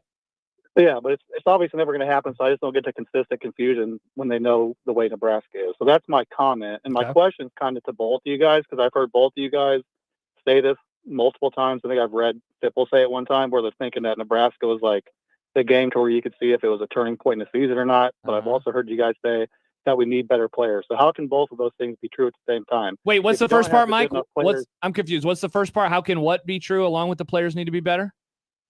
So everybody's looking at Iowa saying this is going to be the game that shows whether or not Nebraska turned the corner. Yeah. But you guys also say that we don't have good enough players right now. So how can both of those things happen at the same time? If you don't have good enough players to win games, how can you look at Iowa as a game that shows whether or not you turn the corner? Oh, okay. Thank you, Mike. That's a very easily answerable question. I'll let you take it. Because it doesn't matter how good of players you have, you should be playing better. Yeah. I mean, if you want to go back to the handicap analogy, they were 5.5 point or 6.5 point underdogs, and they lost by 24. The score is one thing, but like you look at that team today, and they, regardless of what you think about the players, Nebraska could have done more with the players that they had today. Yeah, if you don't think they're underachieving, I don't know what to tell you. Yeah, they 100% underachieved in that game. Yeah, I mean, like, and I know people don't always like to use like betting analogies or data as like a viewpoint. You don't want to view sports through the lens of gambling. That's totally fine. But Nebraska has also now hit the under every year since 2017 in the regular season. I don't know if we mentioned that today. 7-5. The total was at 7.5. Again, they went under again. Yeah. They're underachieving that number, or at the very least, they have not been able to surpass the expectation. When it's a half, I'll view that as an underachievement. So that's why, they like, I think that, do they need more talent? Of course they do. Everybody needs more talent though. I think that it is doing a disservice. You're playing better with the talent you have. That is doing a disservice to like having an adult conversation though, when you say like, they just need better players. Yeah, of course they need better players. They need better coaching though. They need better play calling. They needed a much better run defense. They needed a better plan going into the season. They went into the season expecting nailed it that they would be able to coach them up, and they didn't. They don't have an identity. I mean, I hate to say that word again, but I've been saying it all the last 2 weeks. I don't know what they're going for on offense. Yeah. I don't, I think they did okay this year defensively for what they had in a general sense. Not today. Yeah. But in a general sense, they did okay defensively for what they had. They were really good against the pass the majority of the year, but still soft against the run. So you have what you had. They knew they had a weaker defensive line this year. So you make what you can out of that, although they didn't say it at the beginning of the year, and I know a lot of people get angry about that part. Mm-hmm. They're like, "Oh, the defensive line's going to be hell on wheels." I don't know what to tell you guys. That was just never going to be real. But you know what? There were some people who actually thought that. There were some people who thought that the defensive line was going to be a better unit than last year, and I remember it has grinded my gears. Like, what are you watching that you thought the run defense was going to be better without Nash Hutmaker and Ty Robinson? Those guys are massive human beings who are also good. They weren't just big. They were good football players and strong football players. They regressed, but here's the bigger issue. They regressed more than I thought that they would on that side of the ball, full stop. And as good as the pass defense is, if you can't stop the run, I don't want to just boil everything down to Big Ten football, run football. But sometimes you do have to stop the run, and they were unable to. And they unable to in all the losses, every one. Let's take another phone call. Big Red Overreaction brought to you by Dingman's Collision Center Mechanical Repair, Prairie Flower Casino. Play longer, win more, and Peerless Energy Systems, your local compressed air systems experts. Here is, I believe this is Belmont Bill. Yes, on the hotline, on the J Senate Contracting hotline. Hi, Belmont Bill. Hey, how's it going? Good. Yo. Good. So listen, Connor, I don't really like you. I'm not sure what Josh talking about earlier when he said you're super likable. What? But I also don't like John Bishop either, just to be fair. So you don't like Creighton? I wonder what you have in what we have in common. Red hair. Yeah, I also wonder. So guys, listen, I got this question that's rolling around in my head. What is Thank you. I'll hang. Oh, well, you kind of. I wish we could have heard that question. Yeah. I'm sure it was enlightening. Yeah, I got a question for you. Thanks. I'll hang up and listen. Excellent question. That wasn't his fault, to be fair. It's not his fault. Excellent. His phone cut out. Jack says no one thought the D-line was going to be better, Josh. Yeah, they did. No, there were some people who did. And, Yeah, they did. and you'll hear it. With microphones. You'll hear it. Well, see, that's the thing. With microphones. The coaches will say that. No, I was talking about people, these kind of microphones. Oh, okay. I thought you meant like coaches. Like the coaches will say that, and then we'll circle, people who call into these shows will circle back around. Well, they told us the defensive line was going to be hell on wheels. Are they liars? Yes, they are. They are. I don't know what to tell you. Yeah, they lie to you all the time. I'm sorry. He lies to you all the time. It's their responsibility to get their team in the best position to be able, what are they going to say? Hey, our defensive line is going to suck this year. They're not going to do that. So it's up to you to figure out whether they're going to be good or not. And there was just no way that they were going to be good playing a bunch of freshmen, redshirt freshmen, and sophomores and losing Nash Hutmaker and Ty Robinson. There's no way they were going to be as good. Brian says he liked you before you started doing Locked On Huskers. You're now less honest and more protective of Rule because of Locked On Nebraska. What? What is going on? What is going on? This Brian guy is really mad at me. I think he asked earlier. Yeah, what did you do to trigger him? Who I picked today? I picked Iowa to win. So I don't know if that helps. Don't ask if you want to get mad at zone people for picking Nebraska to win this game. You're looking at the wrong two. That's an absolutely horse crap call. You're barking up the wrong tree. Go yell in somebody else's mentions. But Happer and I picked Nebraska to lose. Now, do we pick them to lose 40-16? No. Thought it would have been a lot better. Thought it would have been a lot closer. I said 6-5. Hey, are we in the fifth or the fourth segment? We're in segment number 4. Okay, perfect. So we're doing good. By the way, also, thank you to all the people in my life who are taking their time right now to text me and say, I like you, Connor. Thank you. That is awesome. Thank you, people in my life. That means that your friends are listening to the show, which my group really chat, nice. it blows up sometimes during games for things that happen on the show. And I always appreciate that as well. It's Thank like, you. wow, my friends hear enough from me and they still go out of their way to listen to the post-game shows. Okay, how about one more? Let's do one more call. Yeah. Here is Jake on the J Senate Contracting Hotline. Jake, there you are. What's going on? Hey, Connor, don't listen to Brian. You're a great guy. Thank you. But let's get back straight. The offensive line, I don't know if you guys covered this. I only started listening about 10 minutes ago, but want to hear you guys' opinion. Does Raiola and the offensive line owe Emmett Johnson an apology? That's all I got. and I'll hang up and listen. Thank you, Jake. Appreciate it. Could Emmett Johnson have been a 2,000-yard rusher? Well, the offensive line did pretty well for Emmett. They moved the ball well. I mean, it's pretty clear. Like, I know we don't want to give Donnie credit or anything like that because he's, I don't know why. Maybe you just made up your mind or whatever, and I'm not telling you you're wrong. But, like, tell it for what it is. They run block well. Again, they were moving the Hawkeyes. Go watch the first half. They were moving those guys. Yeah, they run block well. So Yeah. I know people have a difficult time separating, like, but they can't pass block. And Dylan Raiola broke his Two leg, different and he got skills. sacked all the time. It's two different things. It's like a baseball player. Like, he can't field, so I'm going to get mad at his hitting even though he's a 300 hitter. That's a baseball reference. I love Kyle Schwarber, but he can't play defense. That's why Boom. they just don't allow him to play defense. Exactly, but most of the time. two different conversations. Big Red Overreaction brought to you by Equitable Bank. We take banking personally and no-name nutrition. Live a better, healthier, more natural life. We'll step aside for a quick minute. We have 2 segments left here in this regular season Big Red Overreaction. Connor Happer, Josh Peterson, Joey Colbert with you. We're back after this on 1620 The Zone and 1019 The Keg.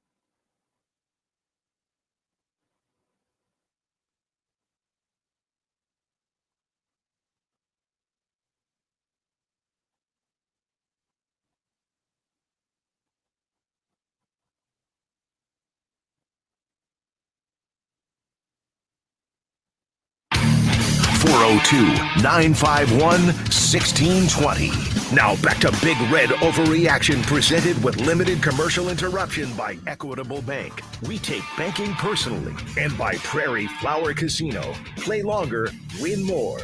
And by Peerless Energy Systems, your local compressed air systems experts on 1620 The Zone and 1019 The King.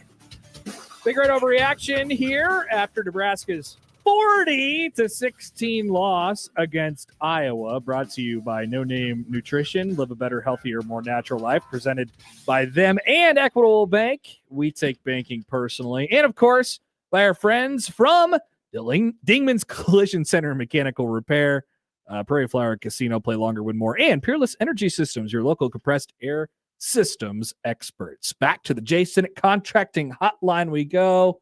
Let's see. Oh, we're at the bottom here. Eric? No, although at the way bottom. No. Oh, yeah, you're right. Jim. Jim in Superior. Jim in Superior is with us now. Hi, Jim. Go ahead. You're on Big Red Overreaction. Jim is gone. Can I read a comment real fast from Blue Sky before we go back to the phones? Josh is getting skeets. Yep, from Todd, our good friend Todd Munson of 4 Milt fame. Great show today. Been on the floor of our backyard treehouse for the past hour with my phone plugged into the wall so I can keep listening to Big Red Overreaction without the shame of going into our house and having to explain how the Huskers lost again. And then a great selfie of him on the floor. Well, does he live not in a cold climate? He lives in Los Angeles. Okay. He's a Dodgers fan. Congrats, Todd, on the Dodgers winning another World Series. I'd like a backyard treehouse. Wouldn't that be fun? That sounds awesome. Maybe Just your next house. A little clubhouse. Yeah. Shout out to you, Todd. Appreciate you tuning in, man. All right. So back to the phones we go. That means we can get to Eric a little quicker this afternoon. Hi, Eric. You're on Big Red Overreaction. Hey, Josh, this is Eric from Fremont. How you doing, buddy? Oh, no, you're going to bring up Bo Pelini. Oh, I am going to bring up Bo Pelini. How many times did that happen that he lost 40-16 to Iowa at his house? That never happened. Well, to be fair, they did lose 38-17. I mean, that's basically 40-6. Like when Tommy Armstrong was a freshman quarterback. Yeah, that's kind of weird. Oh, like when they had the freshman quarterback on the field today? Oh, yeah, that might have happened. I actually just got you caught. Here for 3 years, and we're sitting here, and we can't play a simplistic game of football that simplistically beats Nebraska every time, because Nebraska has to be somehow so complicated at all times. And every team that comes in, they're like, oh, we'll just rush the ball like a high school team, just straight at them, and then they just get beat up. You cannot go and talk about Nebraska trying to get at the level they want to be at without being better than other teams at being just simplistic at you. They beat Matt Rule at he talks the whole time about being physical and blah, blah, blah, and then they get whooped every single time. And yes, no, Bo Pelini was a better coach, and that's just a fact, and I'm sorry about that. And yeah, that's just true. Okay, Eric. Thanks. Eric, no one's look. Sure. Bo better than Rule? Yes, but that doesn't mean pretty clearly, right? I don't know why you still want him back. Like, it's been so long. By the way, I saw a stat a little bit ago from one of our great listeners, Jordan, and I'm not trying to confirm this. He said that that Kirk Ferentz has more wins in Memorial Stadium over Big Ten competition than Nebraska's coaches since Mike Riley have had in Memorial Stadium over Big Ten coaches. He has won 7 in a row now in the building. Yeah. Mike Riley only won 6. Matt Rule has only won 6. Scott Frost only won 6 games in Memorial Stadium against Big Ten competition. That is the worst stat in the history of mankind. That's crazy. That is awful. That is so bad. It's so now, at the same time, Kirk. Okay, but hold on. Kirk Ferentz has been there for 100 years, but he only plays once every 2 seasons. And they only started playing Nebraska consistently in 2011. Sure, but those coaches lasted 3. That's what I'm saying. Yeah, okay, yeah. So that's Shane says Frost won 6. He's accumulated every single one of those wins over the last 14 years. Yeah.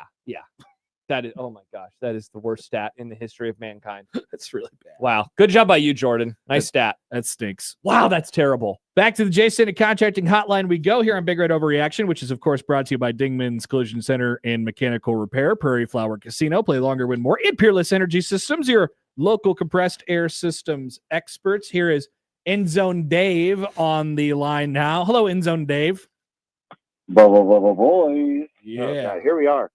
I mean, let's go macro here. Where are we at? Year 3. So I distinctly remember game 1 at Minnesota. I was tragically there. The tackling was there, right? It was like a hard-nosed tackling defense. They made tackles. I mean, where are we year 3? Where are we year 3? What is the dirty word, identity? What is the identity of this football team? Dylan Raiola, no Dylan Raiola. What is the identity of this football team? Gentlemen. Thank you, End Zone Dave, for the Hey, call. give me some time to get to the end zone. Would you like to fit? We could answer your question, but do you have another point to make? Well, hold on. Yeah, the end zones have been terrible. And since you mentioned the Dodgers, let's go Orioles. Son of a gun, Henderson. Let's have fun in Vegas, everybody. Go Huskers. I love them to death, but I mean, where are we in year 3? Legitimate question. Okay, thanks for the call, Dave. Appreciate it. Are you going to go to Vegas when they play in the Vegas Bowl? No, I'm not going to Vegas on New Year's Eve. I'm not going to on New Year's Eve. Yeah, on New Year's Eve. You love going to Vegas. They won't comp my room on New Year's Eve. I guess that's true. Yeah, they would never do that. All right, fine. People will pay great amounts of money. I only go to Vegas because it's free. We do like free. D'Lo says End Zone Dave is terrible. End Zone Dave's question was, where are we? Yeah, a bummer of a time. And then he also asked, what's their identity? And you said earlier they don't have one. Yeah, I mean, I think we've kind of answered it. Like, I don't know where this thing is headed. No. I don't know where this thing is headed. I don't know what they have to kind of fall back on right now. The vibes are bad, Happer. Yeah, the vibes are really bad. The vibes are bad. Unfortunately, I cannot answer that question because it is off into the wilderness of the offseason where after year 1, a lot of things changed. After year 2, a lot of things changed. And now after year 3, a lot of things will change as well. Yeah, for sure. And that's the thing, which of the coaches will not be on the staff next year? We really could set an over-under on what that number is going to be. I'll come up with one during the next break. Okay. We can kind of workshop on the ones who are probably likely to leave and maybe could leave, and then we'll set a number, and then we'll go over-under on that one. Got more calls for another break. Here is Mike on the Jason Contracting hotline. Hi, Mike. Go ahead. Hi, Mike. Mike. Hey. You there? Yeah, we're here. All right. No, I was wondering about what do we look forward to for next year? I mean, this is like very depressing. I don't know what Matt Rule can do to sell us on next year. The defensive coordinators, first year guy, the defensive line coach, first year guy out of Kansas City, and we are soft out of everything. Win, lose, or whatever. You don't want to be known as soft, and we are soft, and we've been soft. And I guess it's been happening for 20 years now, or whatever. I don't understand how Iowa, Minnesota, Illinois, and all that can be physical, but yet we've never been able to have both trenches be physical. Neither one of them. And then here's a stat for you, and I don't know if it's true, but I think it is. Nick fact. That the opposite teams for Nebraska has drawn 3 holding calls against them that favor Nebraska, like Nebraska's rushing since 2012. 3? I think that sounds close to true. Yeah. Huh? It sounds close to true. I know that stat was out there, earlier. And how can that be with like Ty Robbins, like last year, Nash and it's like Micah Parsons. Unbelievable. Yeah, and I can't believe that Randy. Now I am not saying this at all that we would have won with the refereeing, but I can't, because I was better, but I can't believe I think it was Randy said that the referees were pretty good today. I don't know about that. Thanks for the call, Mike. Appreciate it. Big Red Fanax says stop begging for calls. Oh, is he talking about the refs? He's talking about us. I don't know how they didn't review the targeting. That play, that was nuts. I otherwise, you know what the issue is? Look, did they get held today? I have no idea. Their pass rush is so bad. They're not physical I don't know enough. if we have talked about it today on the show. The pass rush was garbage today. They were unable to finish on any of those sacks or sack potentials. And it's just like he has so much time, and even when they got to him, they were unable to get him to the ground. Think about it. Think about what I said a little while ago. They just get when Nebraska is either rushing the passer or when they're playing defense in the run game. A lot of the times you'll just see the guys just get blocked. They'll just get blocked, or at the very least they will get or they'll get out of their lane and they'll try and make an extra play happen or something like that. It is about physicality at the point. How often do you hear coaches say that crap? Physicality at the point of attack. A lot. You don't get held because they're not getting holding calls against them on the other team because they don't need to be held. They're not getting held. Yeah. That's why they don't need to be getting held. They're not good at rushing the passer. They're not physical at the point of contact. They're not physical at the point of attack. And so I think that's part of it. And I don't know. There's a lot of other stuff that goes into it, but yeah. Justin says, how concerned are you if Latif is a starter next year? Yes, he was injured, but he also looked bad the last 2 weeks. Sure, his receivers didn't help, but poor vision, poor throws. Obvious coaches don't trust him. Like I thought that actually TJ was okay. I thought first half TJ versus second half TJ was night and day today. I thought he actually was hitting his receivers really well. Need to go rewatch the game, but I thought he made some really nice throws and they were dropping the passes. I thought the second half he was very limited, and there was one play where they were talking about on the broadcast. He should have ran, and then they showed the replay. Oh, he can't run because he just didn't have it in him because of whatever the injury was. Hamstring. So I want to wait to judge him. So, like, if he is the guy moving forward, I'm not going to say, like, all hope is lost. My thing is going to be, are they going to be able to find someone to make up for Emmett Johnson's production, and can they fix the defense? Those, I think, are the two biggest problems that I have. And, yeah, you want more quarterback depth, of course, too. One more call before we take another break here on Big Red Overreaction, which is brought to you by Dingman's Collision Center and Mechanical Repair, Prairie Flower Casino, play longer, win more, and Peerless Energy Systems, your local compressed air systems experts. Here is Wade on the Jason at Contracting Hotline. Hey, Wade, go ahead. Hey, well, this just really royally sucks, the big one. I'm sick and tired of this. I'm exhausted. I'm tired of watching and seeing the same thing over and over and over again. 7-5 really, hell, doesn't feel that much different than 5-7 when you lose games the way we lose, especially the last couple of weeks. And, I don't know. I'm just sick. I'm sick and tired of it. And when Rule first got hired, I wasn't sold on the hire. I don't really know that much about him. But then, after hearing him talk at his opening press conference, I was like, okay, let's give this guy a chance. He's proven he can rebuild a program. And right now, what we need more than anything, I'm talking about when he first got hired, was the change in the culture. But the more and more years that go by with the transfer portal and your roster changing by, 25 to 30 players every year, I'm not even sure culture is sustainable anymore. Indiana didn't have anything for a culture before Cignetti was hired. He walks in, brings a bunch of guys with him from the little school he was at, jumps in the portal, gets some more guys, and starts winning immediately. Why the hell can't we do that? Yeah. That's just the way it's going to be moving forward, I think. But, Rule, maybe he's just a good table setter. But when it comes time for the main event, we're getting Golden Corral instead of the 5-star steakhouse. And I just don't understand why we can't be more successful faster. Why does it have to be such a slow burn? Because then who knows if it's even going to happen at all. But I can tell you, I'll make a prediction. If he goes 7-5 again next year, he may not survive that. That's just the world we live in today in college football. Thanks, Wade. I disagree because they extended him and it would cost way too much. I disagree. I think keep this in mind too. Like I think as of right now, it feels like the majority of this roster is going to stay intact. I think they'll get a lot of their starters back.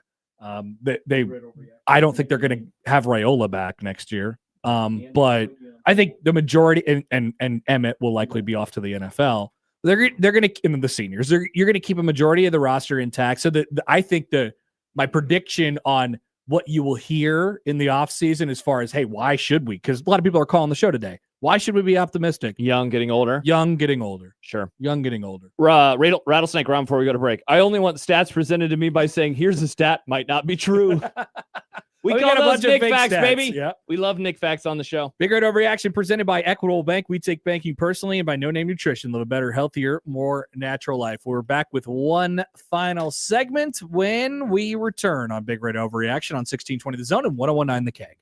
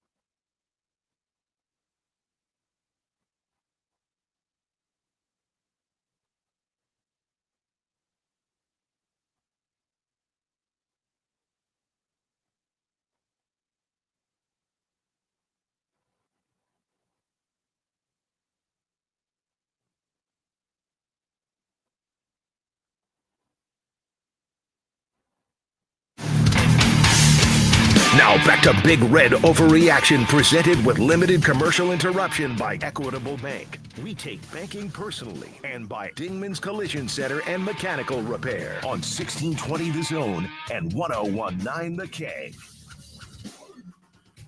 Big Red Overreaction presented by Equitable Bank. We take banking personally. No Name Nutrition. Live a better, healthier, more natural life. And supporting sponsors, Dingman's Collision Center, Mechanical Repair, Prairie Flower Casino, Play Longer, Win More, and Peerless Energy Systems, your local compressed air systems experts. And, of course, Jason at Contracting. That's what the hotline is. We have one more full bank of callers, 5. 5 is a bank here on 1620 The Zone. A 5 points bank, even though there's 6 slots, but just 5. Yeah, this line doesn't work. It doesn't work, it's but broken. that's okay. It's purposely broken. It's so not actually broken. This is it. This is it. And then we'll get our final thoughts, and we'll GTHO. Yeah, Ken isn't happy with the show today. I know. He says more drunk people. Yeah, you did a disservice to Big Red Overreaction. No drunk caller. Shame on you. And he's also blaming Joe. Joey answers the call on whoever is there. Yep. And we've been one guy in, one guy I'm out just the here entire to push show. the buttons and answer the calls and do whatever. It was an early game. Also, yesterday's Thanksgiving. People are probably hung over a little bit. I ate lunch yesterday, and then I had popcorn last night, and then I had lunch today. That's like all I've had. Yesterday. And I'm full again from the delicious Popeyes we had. A new Big Red Overreaction tradition. It's a celebration. Oh, my God. That's what we had today. Back to the Jason and Contracting Hotline we go. Here is Brad. Brad, you're on Big Red Overreaction. Oh, gentlemen, I think I'm on. Brad, what's going on, man? I think so, too. Oh, hey, it's my good friend. Hey, this is Brad, president of the Greater Charlotte, North Carolina Area Chamber of Commerce. Nice. Awesome. Hey, guys, you know what? Here's the deal. I apologize for any road noise. I'm driving back currently from Detroit, Michigan, and I'm going back to Charlotte. We've had a hell of a week in Charlotte. We were embroiled in a big lawsuit this week with the Southeastern Conference and Greg Sankey.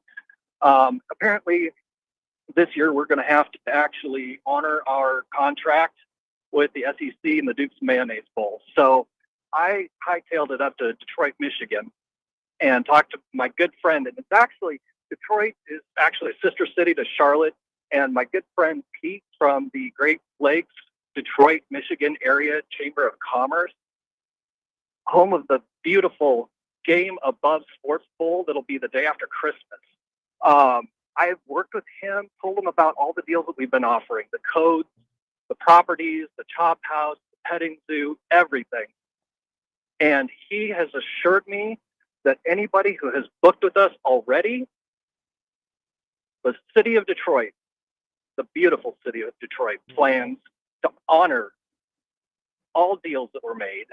If you've booked, expect sometime in the next week for the properties up in Detroit to get in touch with you to make offers. If you have any questions about these transactions and want more information and links to Detroit, Michigan, we've partnered up with our website and all the socials, hashtag football feces, as always, will get you more information for the great city of Detroit. Next year, the Big Ten is in with the Duke's Mayonnaise Bowl, and we know that after such an honorable season that Nebraska had this year, we look forward to hosting the Husker Nation, Charlotte, North Carolina. Imagine this, and the Duke's Mayonnaise Bowl. Wow. Gentlemen, thank you for the season. Love you guys. Keep up the good work. Thanks, Brad. Thank you. I think the bit was good. It may have ran its course, but we had a bookend on it. They partnered up with Detroit. Way better bit than the Michigan State guy who was a coward and stopped calling in after Nebraska whooped that ass back in October when things were better around here. Remember October after they went 3-1? It was a great time. God, there's been several seasons of 3-1s. There have. That's true, Joey. There's been a few. We've had a lot of bad November. Novembers. Bad Novembers. Let's go back to the phones. Here is Larry on the Jason and Contracting Hotline. Larry, you're on Big Red Overreaction. Hey, Larry. Hello, gents. Happy Black Friday to you. Happy Black Friday. Sorry for the lack of drunk callers today. I've been trying, but it's only been are you since the drunk, start of the Larry? Fourth quarter. No. Oh. I've been trying, just haven't had enough time. Anyway, have a micro comment and then a macro question. So, first half, 4th and 3, we know that Matt Rule is not good at managing the game. Sure. So the options are either run out the field goal team or come up to the line of scrimmage and maybe run a play, maybe just call timeout, try and get them to jump off. Nebraska did neither. Nebraska stood in the huddle, waited for the play clock to run down, called timeout, then ran out the field goal team. So, again, nothing but a comment on how terrible that was. Larger picture, Nebraska is clearly not the only program that is struggling to get over the hump, that is stuck in this 6-6, 7-5, 5-7 rut. But Nebraska is the only program that has a 400+ game sellout streak and has the tremendous fan support and so on that Nebraska does. So I guess my question is the problem that Nebraska's players are coddled too much without lacking a better term for it? Because whether they win 7 games or win 10 or win 11, they're treated like kings on campus. They still get their NIL money. They have awesome locker rooms. Is the problem really a larger issue that there's no incentive to win? And I'll hang up and listen. Thank you, Larry. Appreciate the call. I've been sort of talking about that a little bit. Like, I think there's a little bit of truth to it. I wouldn't make it like, the only thing, because then you're excusing you're excusing bad coaching and all the other things that Nebraska hasn't done right over the years. And I don't think that's the case. So it's a little bit of everything, but I think there's a little bit of truth to what Larry was saying. I mean, it's a big picture topic, but yeah, the hard part that I have with it is I think that Alabama's players are treated like royalty and Georgia's players are treated like royalty. Now you had a nice pushback earlier on that and but they have stuff established. And that's true, but I have to imagine that Alabama was treated well before Nick Saban arrived. And then, he kind of breaks them down and then puts them back together bit by bit. So I don't know how you overcome that. Right. NIL, they're not taking it there was a caller, take it away. And I think Joy was mostly joking, but I think there is this, I don't want them to get their money if they haven't earned it. That's not how things work. If you have a job and you perform poorly, you get axed, but you still get paid. You don't get paid entirely based off of performance. You have a salary, I would imagine, or you get paid hourly, whatever it is. So I don't know the answer to that question. It does come down to, I think, that type of stuff. And you know what? It also comes down to the individual taking ownership. Yeah. You have to want to be great. I don't talk often about my running because I know it kind of annoy people, but I wanted to do the goal. I wanted to chase after those goals. You didn't ask me of that. My parents didn't ask me of. My wife, nobody did that. They weren't like, Josh, you need to do this goal. It will make me love you more. No, I wanted that for myself. You have to want it for yourself. I wanted to beat Nebraska for a variety of reasons. But you know what? I want to beat them because it feels good. Looking across at another man and saying, we beat you. What a feeling in life that has to be. Does Nebraska always have that? I don't know, and why don't they always have that? I don't know. You would think that they would be motivated. The video came out after the Akron or the Houston Christian game of Rule yelling and they should never want to play us again in the non-conference. And it's like, where's that fire? All the time, in a game like this. I don't know. I don't know why they don't have it. It lacks a little bit of juice. There's no doubt about that. And then to the first comment, he was wondering the 4th and 3. Yeah, I think we were both okay with that here in studio with taking the timeout and then kicking the field goal. I mean, they didn't get anything out of it other than the 3. Is the disappointment that Nebraska was then unable to call timeouts on Iowa's drive and maybe have a little bit more time? Maybe he's trying to draw. I think he was saying hey, put them out there and make them draw them off sides, but I don't know if that works.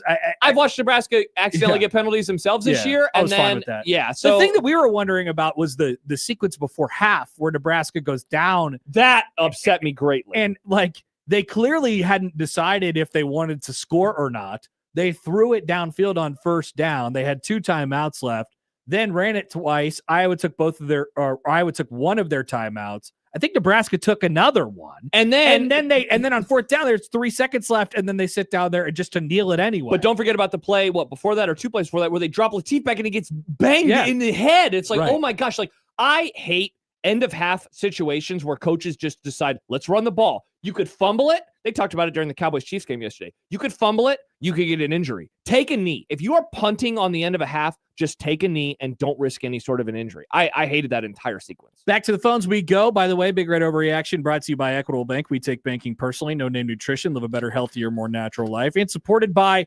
Dingman's Collision Center and Mechanical Repair, Prairie Flower Casino, play longer, win more, and Peerless Energy Systems, your local compressed air systems experts. We have 3 more calls on Big Red Overreaction for the regular season, and we start with Vince on the line, likely, I believe, in Napa. Hi, Vince.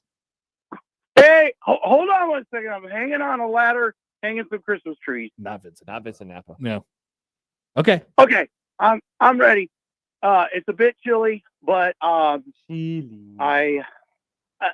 called in late after the USC game, and I was livid, and I wasn't drunk, and I didn't say potty words, and I said a lot of potty words today, and I just don't understand. And whether one call goes bad, the refs, I was yelling at the refs too, like everybody else was, but it didn't change the game. It could have. You don't know. Like you said, you'd like to see what happened, if we get that ball. But the whole game, we're in it. And then it's just, what happened?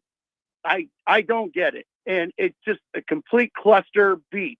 And I'm an angry Husker fan. I really am. This has gone on too far, too much, too long. And I'm just sick of it. And I know we got 7 wins and we're going to a bowl game. We could have been decent bowl game. The Minnesota game was a joke. Yeah. What happened? Why wasn't there some adjustments? Run the dang ball. Run the dang ball. We heard that before. But, credit to, I'm afraid we're going to lose some players, and everybody's talking like next year's season, that schedule is ugly.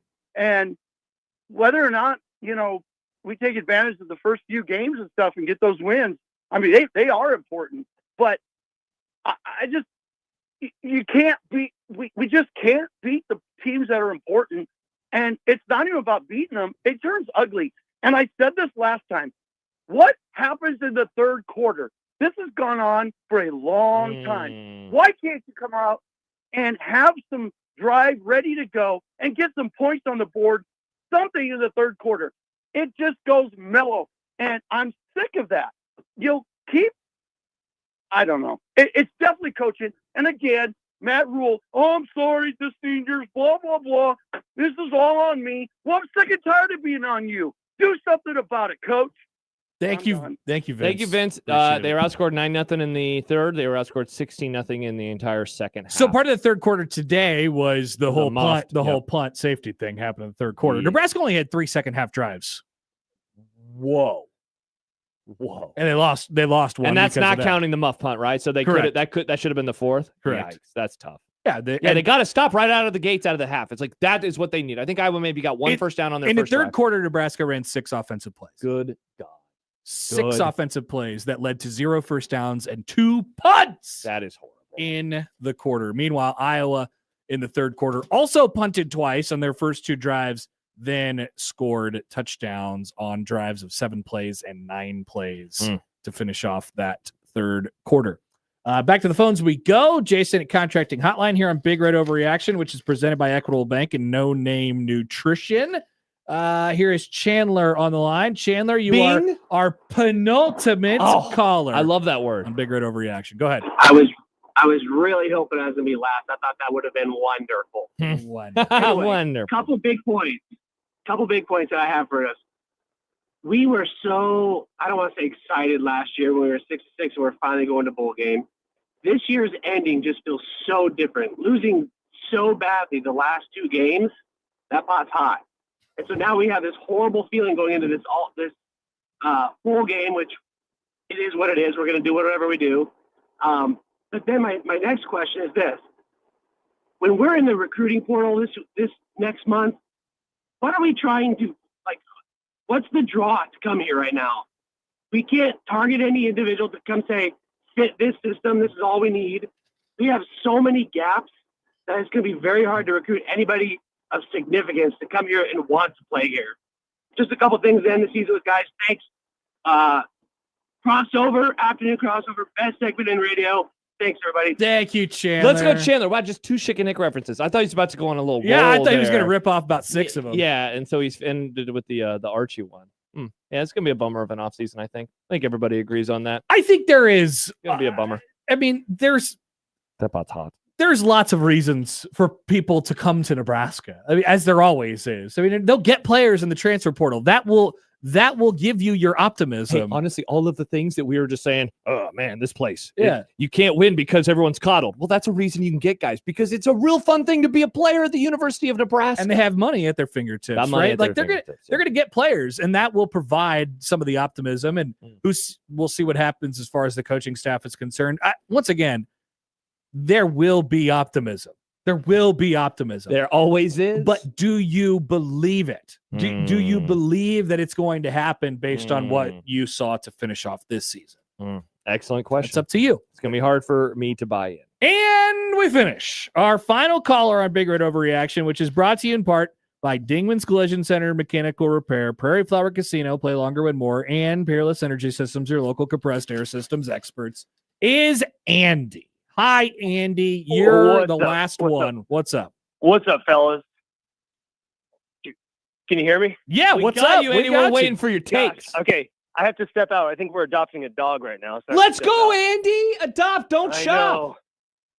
Oh, man. Okay, so I don't want to beat a dead horse because, I mean, I think callers hit it. It's bad football, right? Bad football. So, Josh, my wife, who actually just ran a 75-minute half marathon in Monterey last weekend. Let's go, Andy and Andy's wife. Yeah, we're calling from Northern California here. Wow. Nice. Okay. Lib. You're Troy Dannon. No, I'm not a lib. You're Troy Dannon right now. You're Troy Dannon. Okay. You're going to the volleyball game right now. Oh, okay. blackout. You got the number 1 ranked volleyball team in the country. Mm-hmm. You got a top 5 ranked wrestling program in the country. You're going to have men's and women's basketball teams who are going to be ranked next week in the top 25. Oh, wow. Okay, so get this. You're firing all cylinders, but your transmission's out. And the transmission is the football program.